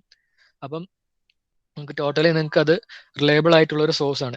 ഗവൺമെന്റ് ഓഫ് ഇന്ത്യയുടെ തന്നെ റിലയബിൾ ആയിട്ടുള്ള സോഴ്സ് ആണ്. അപ്പം വേറെ ഒരു കൺഫ്യൂഷൻ വരത്തില്ല നിങ്ങൾക്ക്. ഇപ്പം നേരത്തെ നിങ്ങൾ നമ്മൾ 1000 മറ്റേ ഏറ്റവും കൂടുതൽ വോൾട്ട് ട്രാൻസ്മിഷൻ ഏതാന്ന് നമുക്കൊരു കൺഫ്യൂഷൻ ഒക്കെ ഉണ്ടായിരുന്നല്ലോ.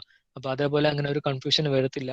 ഇത് റിലയബിൾ ആയിട്ടുള്ള സോഴ്സ് ആണ്. അപ്പം എല്ലാവരും ഇത് കഴിവതും അത് വിസിറ്റ് ചെയ്ത് കഴിഞ്ഞാൽ അതിനകത്തെ ഇന്ത്യയിലെ പവർ സിനാരിയോ, അതിന്റെ ഡീറ്റെയിൽസും ബാക്കി കൂടുതലും അറിയാൻ പറ്റും. ഓക്കെ. അപ്പൊ പിന്നെ നമുക്ക് വരുന്നതാണ് വിൻഡ് പവർ പ്ലാന്റ്. അത് കുറച്ച് നമ്മുടെ നോൺ കൺവെൻഷണൽ ഇതിൽ വരുന്നതാണ്. വിൻഡ്, സോളാർ, ടൈഡില് അങ്ങനെ കുറച്ചെണ്ണം വരുന്നുണ്ട്. ഇപ്പൊ വിൻഡിൽ നമുക്ക് അതിനകത്ത് കൂടുതൽ എക്സ്പ്ലനേഷൻ ഒന്നും ഇല്ല. അതിനകത്ത് ടർബൈൻ റൊട്ടേറ്റ് ചെയ്യും. വിൻഡിന്റെ ബ്ലേഡ് റൊട്ടേറ്റ് ചെയ്യുമ്പോഴത്തേക്ക് അത് ടർബൈനുമായിട്ട് കപ്പിൾ ചെയ്തിട്ടുണ്ട്. അത് റൊട്ടേറ്റ് ചെയ്യും. അത് റൊട്ടേറ്റ് ചെയ്യുമ്പോഴത്തേക്ക് നമുക്ക് ഒന്നുകിൽ പവർ സ്റ്റോർ ചെയ്ത് വെക്കാം, അല്ലെങ്കിൽ അത് ഡയറക്റ്റ് ട്രാൻസ്മിറ്റ് ചെയ്ത് ഡിസ്ട്രിബ്യൂഷൻ നടത്താം.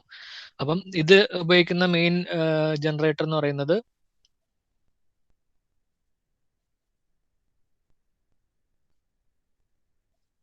അസിൻക്രോണസ് ജനറേറ്റർ ആണ്. അപ്പൊ അസിൻക്രോണസ് ജനറേറ്റർ ഉപയോഗിക്കാനുള്ള റീസൺ എന്ന് വെച്ച് കഴിഞ്ഞാൽ നമുക്ക് വിൻഡ് എന്ന് പറഞ്ഞു കഴിഞ്ഞാൽ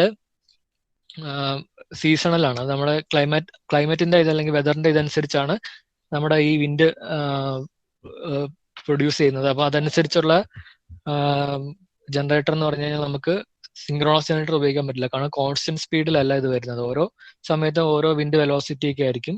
അപ്പം പല ടൈമിലും പല വിൻഡ് വെലോസിറ്റി ആയതുകൊണ്ട് നമുക്ക് അവിടെ സിങ്ക്രോണസ് ജനറേറ്റർ അല്ലെങ്കിൽ ഇൻഡക്ഷൻ ജനറേറ്റർ പോലത്തെ മെഷീൻസ് ഉപയോഗിച്ചാലേ നമുക്ക് അതിൽ നിന്ന് പവർ നമുക്ക് എടുക്കാൻ പറ്റുള്ളൂ. ഇതേപോലെ വേറൊരു റിന്യൂവബിൾ എനർജി സോഴ്സ് ആണ് സോളാർ പവർ പ്ലാന്റ്. അപ്പൊ ഇതെല്ലാവർക്കും ഫെമിലിയർ ആയിട്ടുള്ള സാധനമാണ്. അപ്പം വലിയൊരു പവർ പ്ലാന്റ് ആയിട്ട് ഉപയോഗിക്കുമ്പോഴത്തേക്ക്, നമ്മൾ നോർമലായിട്ട് ഉപയോഗിക്കുമ്പോഴത്തേക്ക് നമ്മൾ ചെയ്യുന്നത് എന്താണെന്ന് വെച്ച് കഴിഞ്ഞാൽ, നമ്മൾ സോളാർ പാനൽ ഉണ്ട്, നമ്മൾ അത് DC കറണ്ട് കിട്ടി, നമുക്ക് വേണമെങ്കിൽ അത് സ്റ്റോർ ചെയ്ത് വെക്കാം, പിന്നെ കൺവേർട്ട് ചെയ്ത് AC-ലോട്ട് എടുക്കാം. ഇനി വലിയൊരു പവർ പ്ലാന്റ് ആയിട്ട് ചെയ്യുമ്പോൾ അവർ ചെയ്യുന്നത് എന്താണെന്ന് വെച്ച് കഴിഞ്ഞാൽ, ഇവിടെയും ചെയ്യുന്നത് എന്താ വെച്ച് കഴിഞ്ഞാൽ, ഇവിടെ കിട്ടുന്ന പവർ വെച്ച് അവര് നിങ്ങൾക്ക് ഇത് ഒരു വെർട്ടിക്കലായിട്ട് ഒരു ബ്ലോക്ക് കാണുമല്ലോ, ഇതൊരു വാട്ടർ ബോയിലിംഗ് സിസ്റ്റം ആണ്. അപ്പം ഈ ഒരു വാട്ടർ ബോയിലിംഗ് സിസ്റ്റത്തിൽ നമ്മൾ നേരത്തെ ചെയ്ത പോലെ ഈ സ്റ്റീം പവർ പ്ലാന്റിലും തെർമൽ പവർ പ്ലാന്റിലും എല്ലാം വെള്ളം ഹീറ്റ് ചെയ്ത് അതിൽ നിന്ന് ടർബൈൻ കറക്കി ചെയ്യുന്ന പോലത്തെ ഒരു പ്രൊസീജിയറാണ് വലിയ ഒരു പവർ പ്ലാന്റ് വരുമ്പോൾ ചെയ്യുന്നത്. കാരണം അവിടെ ഈ പവർ കൺവേർട്ടർ ഒക്കെ ഉപയോഗിച്ച് കഴിഞ്ഞാൽ അത് ലാഭമായിരിക്കില്ല. കാരണം ഒരുപാട് ഇതുണ്ടാവും. ഹൈ റേഞ്ചിലുള്ള പവർ കൺവേർട്ടേഴ്സ് ഒക്കെ ഡിസൈൻ ചെയ്യുമ്പോഴത്തേക്ക് അതിനു വേണ്ടി ഒരുപാട് എക്കണോമിക്കൽ കോസ്റ്റ് വരും. അതിനേക്കാൾ കുറച്ചുകൂടെ എളുപ്പമുള്ള രീതി എന്ന് പറഞ്ഞു കഴിഞ്ഞാൽ, ഒരു വലിയ പവർ പ്ലാന്റ് ആകുമ്പോഴത്തേക്ക് അവിടെ തന്നെ അത് ഹീറ്റ് ജനറേറ്റ് ചെയ്ത് ടർബൈൻ കറക്കി കഴിഞ്ഞാൽ നമുക്ക് ഡയറക്റ്റ് ആയിട്ട് അവിടെ AC കറണ്ട് കിട്ടും. അത് ട്രാൻസ്മിറ്റ് ചെയ്ത് കഴിഞ്ഞാൽ നമുക്ക് എവിടെ വേണമെങ്കിലും ഡിസ്ട്രിബ്യൂഷന് വേണ്ടി കൊടുക്കാം, ട്രാൻസ്മിഷൻ ലൈൻ വഴി. അപ്പൊ അതാണ് വലിയ പവർ പ്ലാന്റ് ഒക്കെ ചെയ്യുന്നത്. നോർമൽ ആയിട്ടുള്ള ഇതിൽ നമ്മൾ ചെറിയ സെറ്റപ്പിലൊക്കെ ചെയ്യുമ്പോഴത്തേക്ക് നമ്മൾ ബാറ്ററി വെച്ചിട്ട് സ്റ്റോർ ചെയ്ത് വെക്കുക, ഉപയോഗിക്കാം. ഇല്ലെങ്കിൽ നമുക്ക് ഡയറക്റ്റ് സ്റ്റോർ ചെയ്യാണ്ട് തന്നെ യൂസ് ചെയ്യാം. അപ്പൊ നമ്മൾ ഇപ്പം ഈ KCBയിൽ ഇപ്പം പ്രൊമോട്ട് ചെയ്യുന്നുണ്ട് ഈ സോളാർ പവർ പ്ലാന്റ് വെച്ച് പവർ ഗ്രിഡിലോട്ട് കടത്തിവിടുന്ന ഒരു ഇത് KCB ഇപ്പൊ പ്രൊമോട്ട് ചെയ്യുന്നുണ്ട്. അപ്പൊ നമുക്ക് അതനുസരിച്ച് KCB നമുക്ക് ഇങ്ങോട്ട് പൈസ കിട്ടും, ഓരോ യൂണിറ്റിന് നമുക്ക് പൈസ കിട്ടും. അപ്പൊ നമുക്ക് ഇപ്പൊ വീട്ടിൽ നമുക്ക് ഒരു സോളാർ പാനൽ ഇൻസ്റ്റാൾ ചെയ്ത് വെച്ചിട്ട് നമുക്ക് ആവശ്യത്തിൽ കൂടുതൽ നമുക്ക് സോളാർ എനർജി വരുന്നുണ്ടെങ്കിൽ നമുക്ക് ബാക്കി ഇത് KCBയിലെ ഗ്രിഡിലോട്ട് കണക്ട് ചെയ്യാം. അതിനൊരു പ്രത്യേകതരം മീറ്റർ അവർ തരും, അല്ലെങ്കിൽ നമ്മൾ ഇൻസ്റ്റാൾ ചെയ്ത് വെക്കണം. അപ്പൊ ആ ഇൻസ്റ്റാൾ ചെയ്ത് വെച്ച് കഴിഞ്ഞാൽ നമ്മൾ എത്ര ഉപയോഗിച്ചു, നമ്മൾ എത്ര കൊടുത്തു, അതെല്ലാം കൃത്യമായിട്ട് കാണാൻ പറ്റും. അപ്പൊ അതിനനുസരിച്ചുള്ള ഇൻസെന്റീവ് നമുക്ക് KCB തരുന്നതായിരിക്കും. ഓക്കെ. അപ്പൊ അടുത്താണ് ടൈഡൽ പവർ പ്ലാന്റ്. അപ്പം ഇത് അത്ര കോമൺ ആയിട്ടുള്ള അല്ല ഇന്ത്യയിൽ, എനിക്ക് തോന്നുന്നില്ല ഇന്ത്യയിൽ എവിടെയെങ്കിലും ഉണ്ടോ എന്ന് എനിക്ക് ഉറപ്പില്ല. അപ്പൊ ഇതില് ജസ്റ്റ് അത് 3 ടൈപ്പ് ഓഫ് ടർബൈൻസ് ആണ് ഇത് ഉപയോഗിക്കുന്നത്. അപ്പം ടൈഡിനനുസരിച്ച് ഇത് കറങ്ങുമ്പോഴത്തേക്ക് പവർ പ്രൊഡ്യൂസ് ചെയ്താണ് വിടുന്നത്. ഇവിടെ നമ്മൾ പല ടൈമിലായിരിക്കും പല സ്പീഡിലുള്ള വേവ്സ് വരുന്നത്. അപ്പൊ അതനുസരിച്ച് നമുക്ക് സിങ്ക്രോണസ് ആയിട്ടുള്ള ജനറേറ്റേഴ്സ് ഉപയോഗിക്കാൻ പറ്റില്ല. അസിങ്ക്രോണസ് ആയിട്ടുള്ള ജനറേറ്റേഴ്സ് ആണ് ഉപയോഗിക്കുന്നത് വിൻഡിലെ പോലെ. അപ്പം ഇവിടെ അതനുസരിച്ചായിരിക്കും പവർ ഹാർവെസ്റ്റ് ചെയ്യുന്നത്. ഓക്കെ, അപ്പൊ ഇത് ടൈഡ് അകത്തോട്ട് വരുമ്പോഴത്തേക്ക് ടർബൈൻ കറങ്ങും, പിന്നെ തിരിച്ചു പോകുമ്പോഴത്തേക്കും ടർബൈൻ കറങ്ങും. അങ്ങനെ ആയിരിക്കും നമ്മൾക്ക് ഇവിടെ പവർ എടുക്കുന്നത്. രണ്ടാമത് അല്ല നാലാമതാന്ന് തോന്നുന്നു, wind, solar, tidal, geothermal. നാലാമത്തേതാണ് ജിയോ തെർമൽ എനർജി എന്ന് പറയുന്നത്. ജിയോ തെർമൽ എനർജിയും ഇന്ത്യയിൽ പ്ലാൻഡ് ആയിട്ട് എക്സിസ്റ്റ് ചെയ്യുന്നുണ്ടോ എന്ന് എനിക്കറിയത്തില്ല. അത് അതിന്റെ പ്രിൻസിപ്പിൾ എന്താണെന്ന് വെച്ച് കഴിഞ്ഞാൽ നമ്മുടെ ഈ എർത്തിന് അടിയിലുള്ള ഒരു കോറ് ഭയങ്കര ഹീറ്റഡ് ആയിട്ടുള്ള ഒരു കോറാണ്. നമുക്കറിയാം, മറ്റേ ഈ ലാവ എക്സ്പ്ലോഷൻ ഒക്കെ വരുമ്പോഴത്തേക്ക് അതിന്റെ കോറ് ഹീറ്റ് എക്സ്ട്രാ വരുമ്പോഴത്തേക്കാണ് അത് പുറത്തോട്ട് ഇതാവുന്നത്. അപ്പം ചില പോയിന്റില് എർത്തിലെ ചില പോയിന്റിൽ ഈ വെള്ളം നമുക്ക് ആ പോയിന്റിലൂടെ കിട്ടുന്ന ടൈപ്പ് പോയിന്റ്സ് ഉണ്ടാവും എർത്തിന്റെ പോയിന്റ്സിൽ. അപ്പം അവിടെ നമ്മൾ ചെയ്യുന്നതെന്ന് വെച്ച് കഴിഞ്ഞാൽ ആ എർത്തിലെ ഹീറ്റ് നമ്മൾ യൂട്ടിലൈസ് ചെയ്യുക. ആ ഹീറ്റ് യൂട്ടിലൈസ് ചെയ്തിട്ട് നമ്മൾ ആ ഹീറ്റ് വെച്ച് നമ്മൾ സ്റ്റീം ഉണ്ടാക്കി നമ്മൾ പവർ പ്ലാന്റ് ഓടിക്കുക ചെയ്യുന്നത്. ഒരു ഡയഗ്രാം കൂടെ കാണിച്ചു തരാം, അപ്പൊ കറക്റ്റ് അത് ക്ലിയർ ആയിക്കോളും. ഇത് നാച്ചുറൽ ആയിട്ട് വരുന്ന ഒരു പിക്ചറായി കാണിച്ചേക്കുന്നത്, ഹോട്ട് വാട്ടർ വെളിയിലോട്ട് വരുന്ന ഒരു പിക്ചറായി കാണിച്ചേക്കുന്നത്. അപ്പൊ ഇതാണ് അതിന്റെ വർക്കിംഗ് പ്രിൻസിപ്പിൾ. അപ്പൊ ഈ റെഡ് കാണിച്ചേക്കുന്നതാണ് നാച്ചുറൽ ആയിട്ട് വരുന്ന പോയിന്റ് എന്ന് പറഞ്ഞാൽ വാട്ടർ വരുന്ന പോയിന്റ്. അപ്പൊ ഈ ഒരു പോയിന്റിൽ നിന്ന് നമ്മൾ ഈ ഹോട്ട് വാട്ടറും സ്റ്റീമും നമ്മൾ ഇവിടെ നിന്ന് എടുക്കുന്നു. നമ്മൾ ബാക്കി നേരത്തെ ചെയ്ത പോലെ സ്റ്റീം ജനറേറ്റിംഗ് സ്റ്റേഷനിൽ സ്റ്റീം ജനറേറ്റ് ചെയ്ത് ടർബൈൻ കറക്കിയിട്ട് പവർ ട്രാൻസ്മിറ്റ് ചെയ്ത് വിടുന്നു. എന്നിട്ട് നമ്മൾ ഈ ഇവിടെ നിന്ന് കിട്ടിയ വാട്ടർ നമ്മൾ തിരിച്ച് പമ്പ് ചെയ്ത് വിടണം, എന്നാലേ ആ ഒരു ലെവല് കീപ്പ് ചെയ്യാൻ പറ്റുള്ളൂ നമ്മൾ ഇതിനകത്ത്. അപ്പം ഈ കോൾഡ് വാട്ടർ നമ്മൾ തിരിച്ച് പമ്പ് ചെയ്ത് വിടും. അത് എർത്തിന്റെ കോറിലെ ഹീറ്റ് അബ്സോർബ് ചെയ്ത് പിന്നെയും നമ്മൾ അപ്പുറത്തെ സൈഡിൽ നിന്ന് അത് ഇൻടേക്ക് എടുത്തിട്ട് വീണ്ടും ഈ സെയിം പ്രോസസ്സ് നമ്മൾ റിപ്പീറ്റ് ചെയ്യുന്നു. അപ്പൊ ഇതാണ് നമ്മൾ ഈ ജിയോ തെർമൽ എനർജിയിൽ നമ്മൾ ചെയ്യുന്നത്.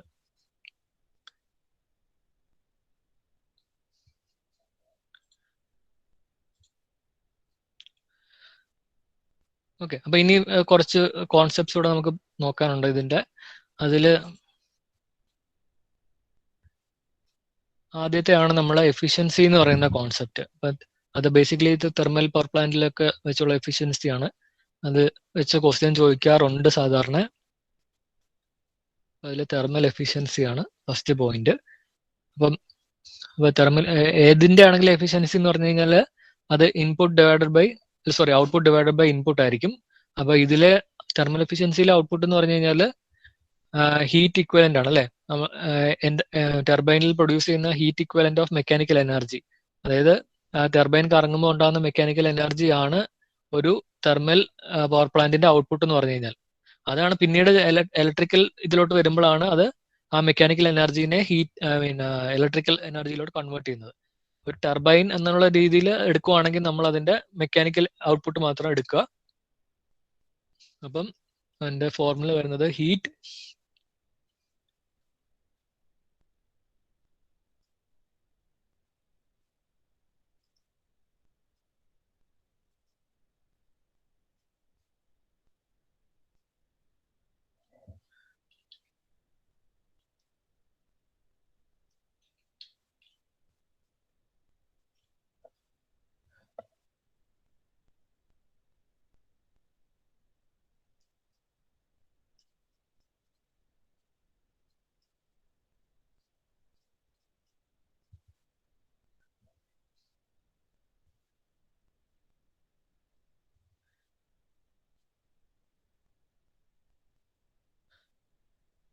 ഇനി നമ്മൾ എഫിഷ്യൻസി പറയുമ്പോഴത്തേക്ക് നമ്മളത് ഓവറോൾ എഫിഷ്യൻസി ആയിട്ടാണ് പറയുന്നത്. അപ്പൊ അത് ഓവറോൾ എഫിഷ്യൻസി എന്ന് പറയുമ്പോഴത്തേക്ക് അതിന്റെ തെർമൽ എഫിഷ്യൻസിയും അതിന്റെ ഇലക്ട്രിക് എഫിഷ്യൻസിയും ഇത് രണ്ടും മൾട്ടിപ്ലൈ ചെയ്തിട്ട് വരുന്ന എഫിഷ്യൻസിയാണ് നമ്മുടെ ആ ഓവറോൾ എഫിഷ്യൻസി എന്ന് പറയുന്നത്. തെർമൽ എഫിഷ്യൻസി എന്ന് പറഞ്ഞു കഴിഞ്ഞാൽ ആ മെക്കാനിക്കൽ ആ ഒരു ഇത് മാത്രമേ വരുന്നുള്ളൂ. ഇലക്ട്രിക്കൽ എഫിഷ്യൻസി എന്ന് പറയുമ്പോഴത്തേക്ക് ഇവിടെ ഇലക്ട്രിക്കൽ ഔട്ട്പുട്ട് ആയിരിക്കും വരുന്നത് മേളില്. ഔട്ട്പുട്ട് ബൈ ഇൻപുട്ടിൽ ഔട്ട്പുട്ട് എന്ന് പറഞ്ഞാൽ ഇലക്ട്രിക്കൽ ഔട്ട്പുട്ട് ആയിരിക്കും. അപ്പം ബേസിക്കലി തെർമൽ എഫിഷ്യൻസിനേക്കാൾ ഇമ്പോർട്ടന്റ് ആയിട്ടുള്ളത് ഓവറോൾ എഫിഷ്യൻസി ആണ്. അപ്പോൾ ഓവറോൾ എഫിഷ്യൻസി വരുമ്പോഴത്തേക്ക് അതിനകത്ത് ഔട്ട്പുട്ട് എന്ന് പറയുന്നത് heat equivalent to electrical output ആണ്, ഡിവൈഡഡ് ബൈ നമ്മുടെ മൊത്തം മെയിൻ ഇൻപുട്ട് എന്ന് പറയുന്നത് നമ്മുടെ ഹീറ്റ് ഓഫ് കോൾ കമ്പഷൻ ആണ്.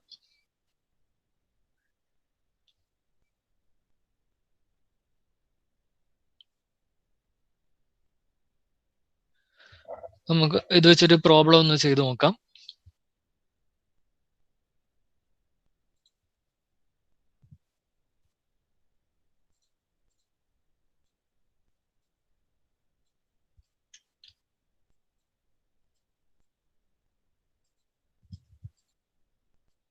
Mechanical energy is supplied to a DC generator at the rate of 4200 joules per second. Joules per second എന്ന് പറയുന്നത് what തന്നെയാണ് കേട്ടോ. The generator delivers 32.2 ampere at 120 volt. അപ്പം first question, what is the percentage efficiency of the generator? How much energy is lost per minute of operation?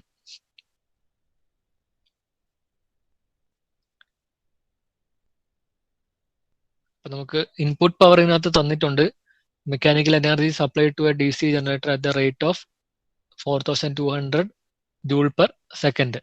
അപ്പോൾ ജനറേറ്ററിന്റെ input എന്ന് പറയുന്നത് മെക്കാനിക്കലും output എന്ന് പറയുന്നത് ഇലക്ട്രിക്കലും ആണ്. അപ്പം ജനറേറ്ററിന്റെ ഇൻപുട്ട് പവർ എന്ന് പറയുന്നത്, ഈ ഇൻപുട്ട് എന്ന് പറയുന്നത് 4200 വാട്ട്സ് ആയിരിക്കും. എഫിഷ്യൻസി കിട്ടിയ ആർക്കെങ്കിലും?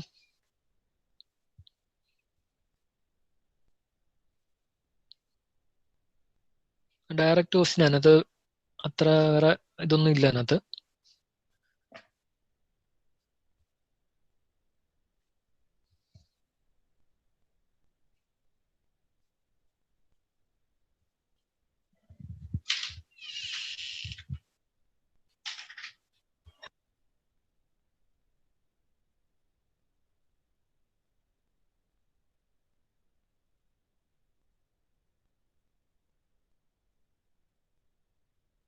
ആ 92 കറക്റ്റ് തന്നെ. വേറെ ആർക്കും കിട്ടിയില്ല?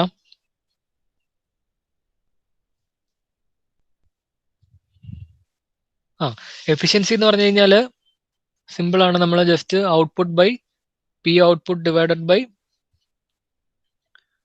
ബൈ പി ഇൻപുട്ട് ആണ്.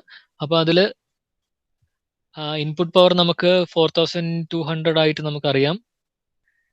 ഔട്ട്പുട്ട് പവർ ആണ് നമുക്ക് കണ്ടുപിടിക്കേണ്ടത്. അപ്പൊ ജനറേറ്ററിന്റെ ഇൻപുട്ട് എന്ന് പറഞ്ഞാൽ മെക്കാനിക്കൽ എനർജി, ഔട്ട്പുട്ട് എന്ന് പറഞ്ഞാൽ ഇലക്ട്രിക്കൽ എനർജി ആണ്. അപ്പൊ ഇലക്ട്രിക്കൽ ഔട്ട്പുട്ട് കണ്ടുപിടിക്കാൻ നമ്മൾ എന്ത് ചെയ്യണം? പവർ ഔട്ട്പുട്ട് എന്ന് പറഞ്ഞാൽ വോൾട്ടേജ് ഇൻറ്റു കറണ്ട് ആണ്. അപ്പം അതായത് 120 വോൾട്ട് ഇൻറ്റു 32.2 ആംപിയർ. അത് എത്ര വരും?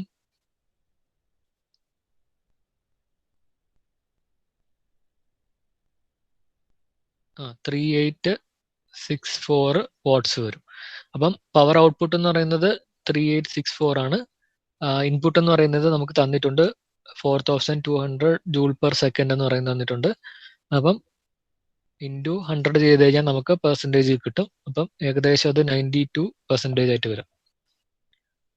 ഓക്കെ, ഈ രണ്ടാമത്തെയാണ് ക്വസ്റ്റ്യൻ ചോദിച്ചേക്കുന്നത്. How much power is lost അല്ല ചോദിച്ചേക്കുന്നത്, how much energy is lost ആണ് ചോദിച്ചേക്കുന്നത്. അപ്പം എനർജി എന്ന് പറഞ്ഞാൽ എന്താണ്? പവർ ഇൻറ്റു ടൈം ആണ് എനർജി എന്ന് പറയുന്നത്.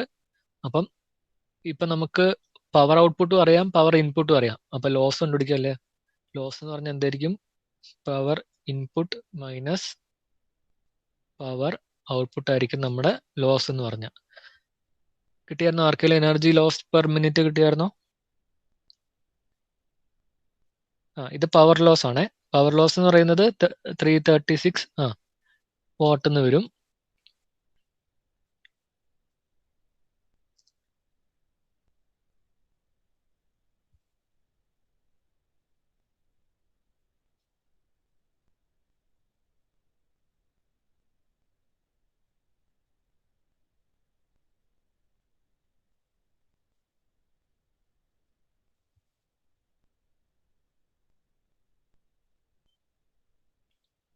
എനർജി കിട്ടിയായിരുന്നോ?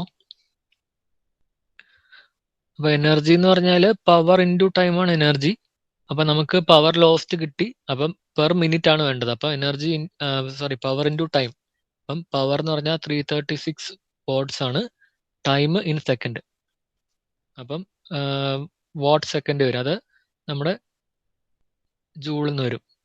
330 watts into 60 second. ഇത് ചെയ്ത് വരുമ്പം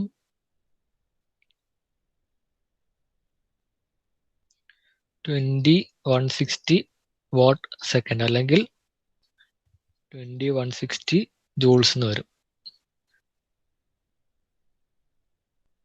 അപ്പോൾ ഇതാണ് ഒരു മിനിറ്റിൽ നഷ്ടപ്പെട്ട എനർജി എന്ന് പറയുന്നത്. 2160 ജൂൾസ് എന്ന് വരും.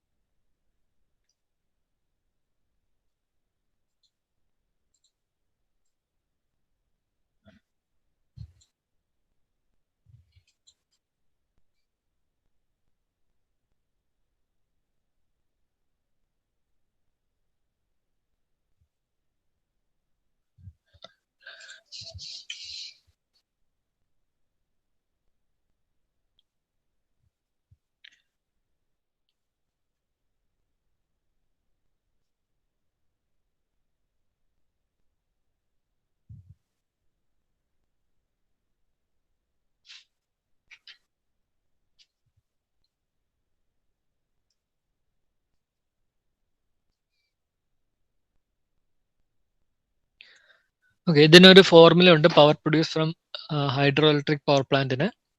അപ്പൊ ഫോർമുല ഒന്ന് എഴുതിയേക്കാം. അപ്പൊ അത് വെച്ചൊരു പ്രോബ്ലം കൂടെ നമുക്ക് ചെയ്യാം. അപ്പൊ അതിന്റെ ഫോർമുല എന്ന് പറയുന്നത് W into H into overall efficiency ആണ് അതിന്റെ ഫോർമുല എന്ന് പറയുന്നത്. അപ്പൊ ഇതിൽ W എന്ന് പറയുന്നത് wait of water available per second ആണ്. H എന്ന് പറയുന്നത് ഹെഡ് ഇൻ മീറ്റർ ആണ്. എഫിഷ്യൻസി ഓവറോൾ എന്ന് പറഞ്ഞാൽ അത് ഓവറോൾ എഫിഷ്യൻസി ആണ്. അത് നമ്മൾ നേരത്തെ പറഞ്ഞ പോലെ മെക്കാനിക്കലും ഇലക്ട്രിക്കലും തന്നിട്ടുണ്ടെങ്കിൽ, mechanical in case of thermal ആണ് ഉദ്ദേശിച്ചത്, ഇവിടെ വരുമ്പോൾ മെക്കാനിക്കൽ തന്നെ ഹൈഡ്രോളിക് ആയിരിക്കും വരിക. അപ്പം രണ്ടും തന്നിട്ടുണ്ടെങ്കിൽ അത് രണ്ടും മൾട്ടിപ്ലൈ ചെയ്ത് വരുന്നതാണ് നമ്മുടെ ഓവറോൾ എഫിഷ്യൻസി എന്ന് പറയുന്നത്. ഓക്കെ, അപ്പം ടോട്ടൽ പവർ പ്രൊഡ്യൂസ് എന്ന് പറയുന്നത് W into H into overall efficiency ആയിരിക്കും. ഓക്കെ, അപ്പൊ അത് വെച്ച് നമുക്കൊരു പ്രോബ്ലം ചെയ്ത് നോക്കാം.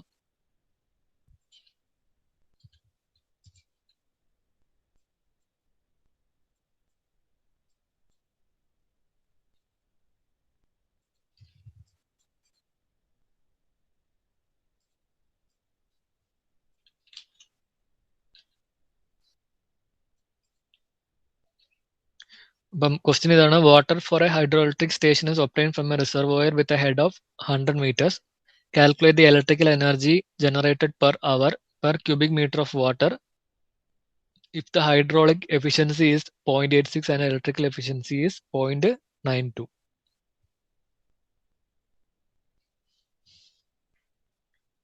അപ്പൊ അതിൽ W കണ്ടുപിടിക്കണം നമ്മൾ.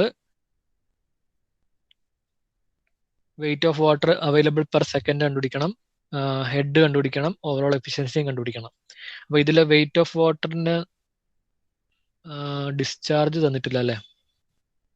ഓക്കെ, അതിവിടെ ഞാൻ തന്നേക്കാം. ഇതിനകത്ത് ഡിസ്ചാർജ് Q എന്ന് പറയുന്നത് 1 meter cube per second ആണ്. വെയിറ്റ് ഓഫ് വാട്ടർ എന്ന് പറയുന്നത്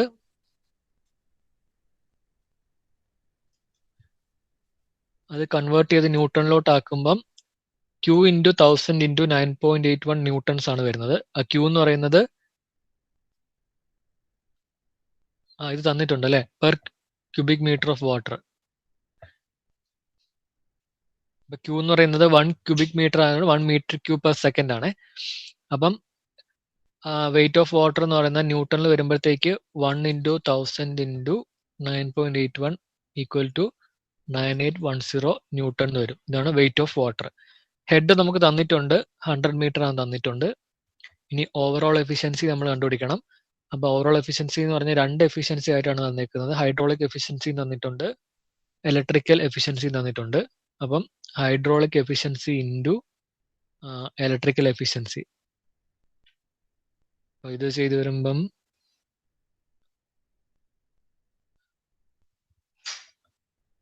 0.79 എന്ന് വരും. ഓക്കെ, അപ്പം പവർ എത്ര കിട്ടിയെന്ന് നോക്കോ.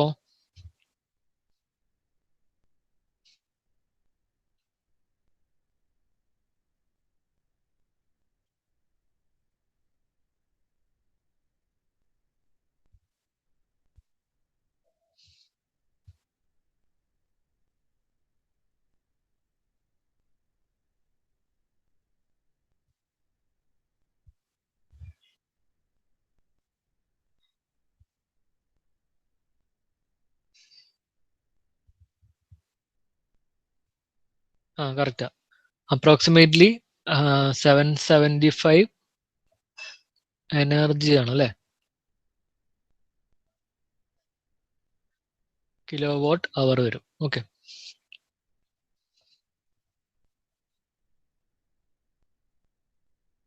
Electrical energy generated per hour. Okay,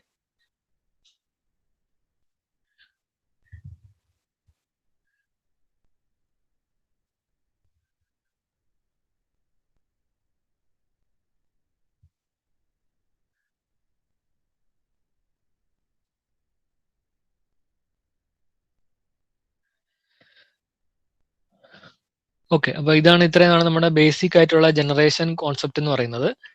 അപ്പൊ ഇനി നമ്മൾ പതുക്കെ അങ്ങോട്ട് എക്കണോമിക്സ് ഓഫ് പവർ ജനറേഷൻ അങ്ങോട്ട് നീങ്ങുവാണ്. അപ്പൊ അതിൽ ആദ്യം വരുന്നത് എന്ന് പറഞ്ഞു കഴിഞ്ഞാല്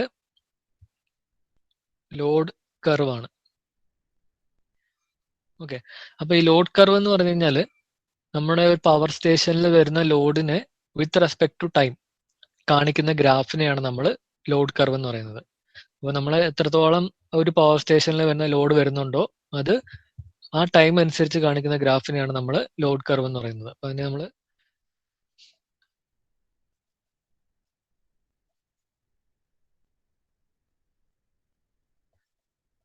curve showing load variation with respect to time, അതിനാണ് നമ്മൾ ലോഡ് കർവ് എന്ന് പറയുന്നത്. അപ്പൊ ലോഡ് കർവ് മെയിൻ ആയിട്ട് നമ്മൾ 3 രീതിയിലാണ് ചെയ്യാറുള്ളത്. ഒന്നെങ്കിൽ അത് ഡെയിലി ചെയ്യാറുണ്ട്, മന്ത്ലി അല്ലെങ്കിൽ വീക്ക്ലി ചെയ്യാറുണ്ട്, പിന്നെ ആനുവൽ ആയിട്ടും. അപ്പം ഇതിന്റെ ഇമ്പോർട്ടൻസ് എന്ന് പറഞ്ഞു കഴിഞ്ഞാൽ നമുക്ക് മെയിൻ ആയിട്ട് ലോഡ് വേരിയേഷൻ നമുക്ക് അറിയാൻ പറ്റും. അപ്പം ഈ ലോഡ് കർവ് എന്ന് പറഞ്ഞു കഴിഞ്ഞാൽ പവർ വേഴ്സസ് ടൈം ആണ് അല്ലെ. അപ്പൊ നമുക്ക് അതിനകത്ത് അതിന്റെ ഏരിയ എന്തായിരിക്കും തരിക എന്നറിയാവോ?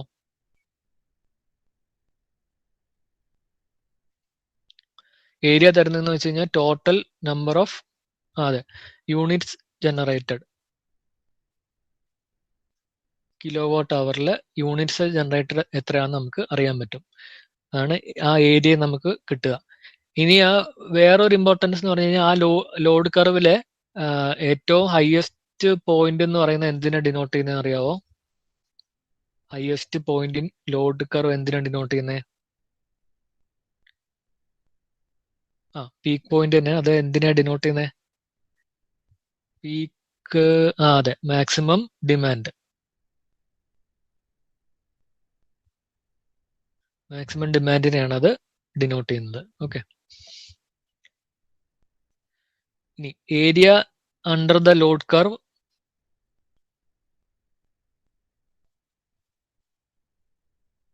Divided by total number of hours. ഇതിന് പറയുന്ന പേരെന്താണ്? അതായത് area under the load curve എന്ന് പറഞ്ഞു കഴിഞ്ഞാൽ നമുക്ക് ഇവിടെ നമ്മൾ energy total number of units generate എന്ന് കിട്ടി, divided by total number of hours. അതെ, ആവറേജ് ലോഡ്. ഓക്കെ, അപ്പൊ area under the load curve എന്ന് പറഞ്ഞു കഴിഞ്ഞാൽ അവിടെ ടോട്ടൽ എത്ര യൂണിറ്റ് നമ്മൾ ഉപയോഗിക്കുന്നുണ്ട് അല്ലെങ്കിൽ എത്ര യൂണിറ്റ് അതുകൊണ്ട് ജനറേറ്റ് ചെയ്യണമെന്നുള്ളതാണ്. അത് divided by number of hours ചെയ്ത് കഴിഞ്ഞാൽ നമുക്ക് അതിനകത്ത് ആവറേജ് ലോഡ് കിട്ടും. ഓക്കെ,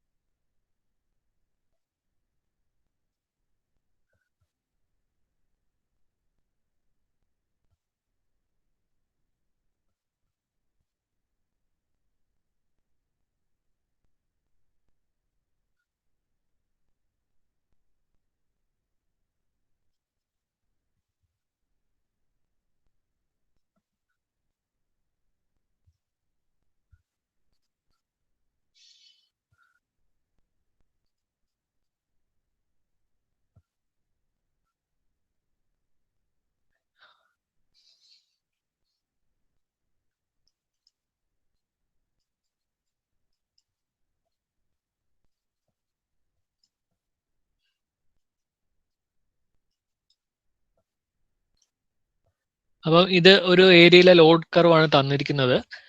അപ്പോൾ അത് 24 അവേഴ്സ് ആയിട്ടുള്ള ലോഡ് കർവാണ് തന്നിരിക്കുന്നത്. അപ്പോൾ 0 തൊട്ട് 12 AM 0 നിട്ടു, 12 PM 24 നിട്ടു, ആ ഒരു രീതിയിലാണ് ഇട്ടേക്കുന്നത്. അല്ല, 12 PM 12 AM 24 ആയിട്ട് ഇട്ടു. അപ്പൊ അങ്ങനെ ഒരു ലോഡ് കർവാണ് ഇട്ടേക്കുന്നത്. അല്ല, 0 to 4 അവേഴ്സ് അതിന്റെ ലോഡ് എന്ന് പറഞ്ഞാൽ 50 കിലോ വാട്ട് ആണ്. 4 to 8 വരുമ്പോൾ 125, 8 to 12 വരുമ്പോൾ വീണ്ടും 50, 12 to 16 ഗ്യാപ്പിൽ വരുന്നത് 100ഉം, 16 to 20 വീണ്ടും 50, 20 to 24 160. അപ്പൊ അതിൽ ഫസ്റ്റ് ക്വസ്റ്റ്യൻ എന്ന് പറഞ്ഞു കഴിഞ്ഞാൽ ടോട്ടൽ യൂണിറ്റ് എത്ര ജനറേറ്റ് ചെയ്തു എന്നുള്ളതാണ് first question. Second question maximum demand. ഒന്ന് ചെയ്യാവോ?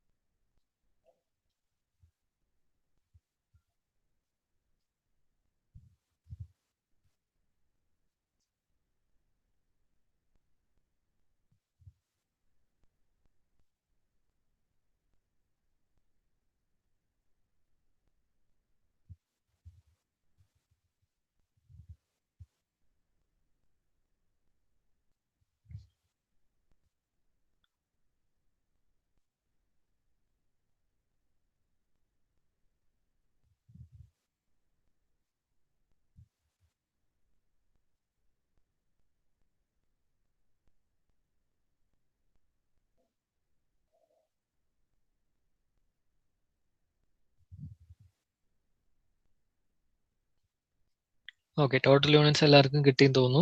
അപ്പൊ അത് ഡൗട്ട് ഉണ്ടെങ്കിൽ ഞാൻ ഒന്ന് ചെയ്ത് കാണിച്ചു തരാം. അപ്പം ടോട്ടൽ യൂണിറ്റ്സ് കണ്ടുപിടിക്കണമെങ്കിൽ നമ്മൾ ആ ഗ്രാഫിന്റെ ഏരിയ ആണ് കണ്ടുപിടിക്കേണ്ടത്. ഈ ലോഡ് കർവിന്റെ അടിയിലുള്ള ഈ ഏരിയ ആണ് നമ്മൾ കണ്ടുപിടിക്കേണ്ടത്. ആ ഏരിയ കിട്ടിക്കഴിഞ്ഞാൽ നമുക്ക് total number of units generated കിട്ടും.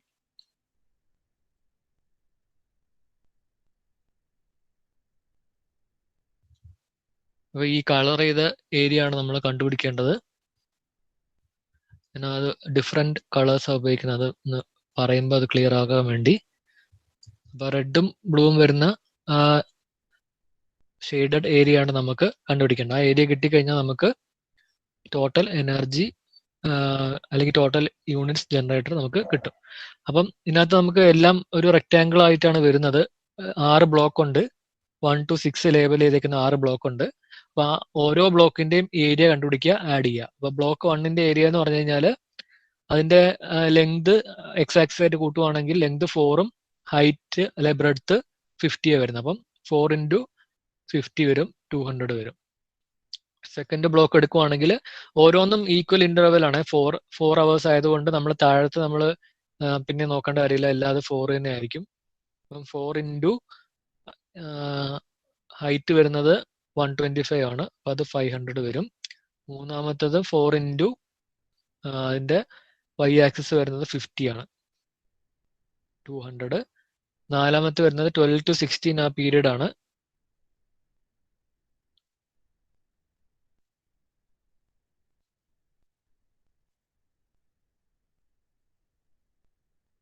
അവിടെ വരുമ്പോഴത്തേക്ക് 4 into 100 ആണ്. അത് 400 വരും. 16 to 20 ആ പീരീഡിൽ വരുമ്പോഴത്തേക്ക് 4 into 50 വരും. 20 to 24 വരുമ്പോഴത്തേക്ക് 4 into 160. അപ്പൊ ഇത് ടോട്ടൽ ആഡ് ചെയ്യുമ്പം 2140 കിലോ വാട്ട് അവേഴ്സ്. ഇത്രയും യൂണിറ്റ്സ് ആണ് നമുക്ക് ജനറേറ്റ് ചെയ്തേക്കുന്നത്. അപ്പം മാക്സിമം ഡിമാൻഡ് എന്ന് പറയുമ്പോഴത്തേക്ക് ഇതിനകത്ത് വരുന്ന ഏറ്റവും പീക്ക് ആയിട്ടുള്ള ലോഡ് എടുക്കുക, അതായിരിക്കും നമ്മുടെ മാക്സിമം ഡിമാൻഡ് എന്ന് പറയുന്നത്. അപ്പം ടോട്ടൽ യൂണിറ്റ്സ് ജനറേറ്റഡ് എന്ന് പറയുന്നത് 2140 യൂണിറ്റ്സ് വരും. മാക്സിമം ഡിമാൻഡ് എന്ന് പറയുന്നത് ഇതിലെ ടോട്ടൽ പീക്ക് അല്ല, ഇതിനകത്ത് ഈ ഗ്രാഫിൽ ഏറ്റവും കൂടുതൽ മാക്സിമം ആയിട്ട് വരുന്ന അല്ലെങ്കിൽ പീക്ക് ആയിട്ട് വരുന്ന ഒരു കർവ് എന്ന് പറഞ്ഞാൽ 20 to 24 അവേഴ്സിന് ഇടയ്ക്കുള്ളതാണ്. അത് 160 കിലോ വാട്ട് ആണ്. അപ്പൊ അതായിരിക്കും നമ്മുടെ മാക്സിമം ഡിമാൻഡ്. ഓക്കെ, അപ്പൊ ഇന്നത്തെ ക്ലാസ് നമുക്ക് ഒന്ന് വൈൻഡ് അപ്പ് ചെയ്യാൻ ജസ്റ്റ് ഒന്ന് ഇതുവരെ പറഞ്ഞ ജസ്റ്റ് ഒന്ന് ഓടിച്ച് പറഞ്ഞിട്ട് അപ്പൊ അടുത്ത ക്ലാസ്സിൽ ഇതിന്റെ കണ്ടിന്യൂവേഷൻ ആയിരിക്കും. ഇപ്പൊ ഇനി നമ്മൾ അങ്ങോട്ട് മെയിൻ ആയിട്ടുള്ള കോൺസെപ്റ്റ്സിലോട്ട് കടക്കുന്നതായിരിക്കും വെനസ്ഡേയിൽ അടുത്ത ക്ലാസ് വരുമ്പോഴത്തേക്ക്. അപ്പൊ നമ്മൾ ഇന്ന് ബേസിക് ആയിട്ടുള്ള ജനറേഷൻ കോൺസെപ്റ്റ്സ് ആണ് നമ്മൾ നോക്കിയത്. അപ്പൊ അതിൽ ആദ്യം പവർ സിസ്റ്റത്തിന്റെ സ്ട്രക്ചർ നോക്കി. അതിനകത്ത് ജനറേഷൻ, ട്രാൻസ്മിഷൻ, ഡിസ്ട്രിബ്യൂഷൻ ഈ 3 ലെവലായിട്ട് നമ്മൾ സ്പ്ലിറ്റ് ചെയ്തിട്ട് അതിൽ സ്ട്രക്ചർ നോക്കി. അതിൽ ജനറേഷൻ വന്നപ്പോഴത്തേക്ക് നമ്മൾ കൺവെൻഷണൽ ടൈപ്പ് ഓഫ് സോഴ്സസ് നോക്കി, നോൺ കൺവെൻഷണൽ നോക്കി. കൺവെൻഷണൽ നമുക്ക് തെർമൽ ഉണ്ടായിരുന്നു, ഹൈഡ്രോ പവർ പ്ലാന്റ് ഉണ്ടായിരുന്നു. ഹൈഡ്രോ പവർ പ്ലാന്റ് നമ്മൾ 3ആയിട്ട് ക്ലാസിഫൈ ചെയ്തു. ഹെഡ് വെച്ച് ക്ലാസിഫൈ ചെയ്തു, ഹൈറ്റ് അല്ലെ ഹെഡ് വെച്ച് ക്ലാസിഫൈ ചെയ്തു. Nature of the load, base load, peak load power plant വെച്ച് ക്ലാസിഫൈ ചെയ്തു. പിന്നെ വാട്ടർ ക്വാണ്ടിറ്റി അത് വെച്ച് ക്ലാസിഫൈ ചെയ്തു. പിന്നെ വന്നത് നമുക്ക് ന്യൂക്ലിയർ പവർ പ്ലാന്റ് ആണ്. അതിന്റെ ഓരോ കമ്പോണൻസ് നമ്മൾ നോക്കി. വിൻഡ് പവർ പ്ലാന്റ്, പിന്നെ സോളാർ, ടൈഡല്, ജിയോ തെർമൽ, ഇത്രയും പവർ പ്ലാന്റ് ആണ് നമ്മൾ നോക്കിയത്. അത് കഴിഞ്ഞ് നമ്മൾ അത് റിലേറ്റഡ് ആയിട്ടുള്ള എഫിഷ്യൻസിയും ഇങ്ങനെ 2-3 പ്രോബ്ലം ആണ് ചെയ്തത്. ഓക്കെ, അപ്പൊ അടുത്ത ക്ലാസ്സിലോട്ട് വരുമ്പോഴത്തേക്ക് നമ്മൾ ഈ ലോഡ് കർവ് വെച്ചുള്ള ഇനി നമുക്ക് അങ്ങോട്ട് കുറെ ടേംസ് ഉണ്ട്. ആദ്യമായിട്ട് ലോഡ് ഫാക്ടർ, ഡിമാൻഡ് ഫാക്ടർ എന്ന് പറഞ്ഞ് അത് പറഞ്ഞ് നമ്മൾ അങ്ങോട്ട് ഇതിന്റെ കൂടുതൽ ഇതായിട്ടുള്ള ടേംസിലോട്ട് നമ്മൾ ടെക്നിക്കലായിട്ടുള്ള ഇതിൽ ഡീറ്റെയിൽസിലോട്ട് നമ്മൾ പോകുന്നതായിരിക്കും. അപ്പൊ എന്തെങ്കിലും ഡൗട്ട് ഉണ്ടെങ്കിൽ ചോദിക്കാം, ഇല്ലെങ്കിൽ നമുക്ക് അടുത്ത ക്ലാസ്സിൽ കാണാം.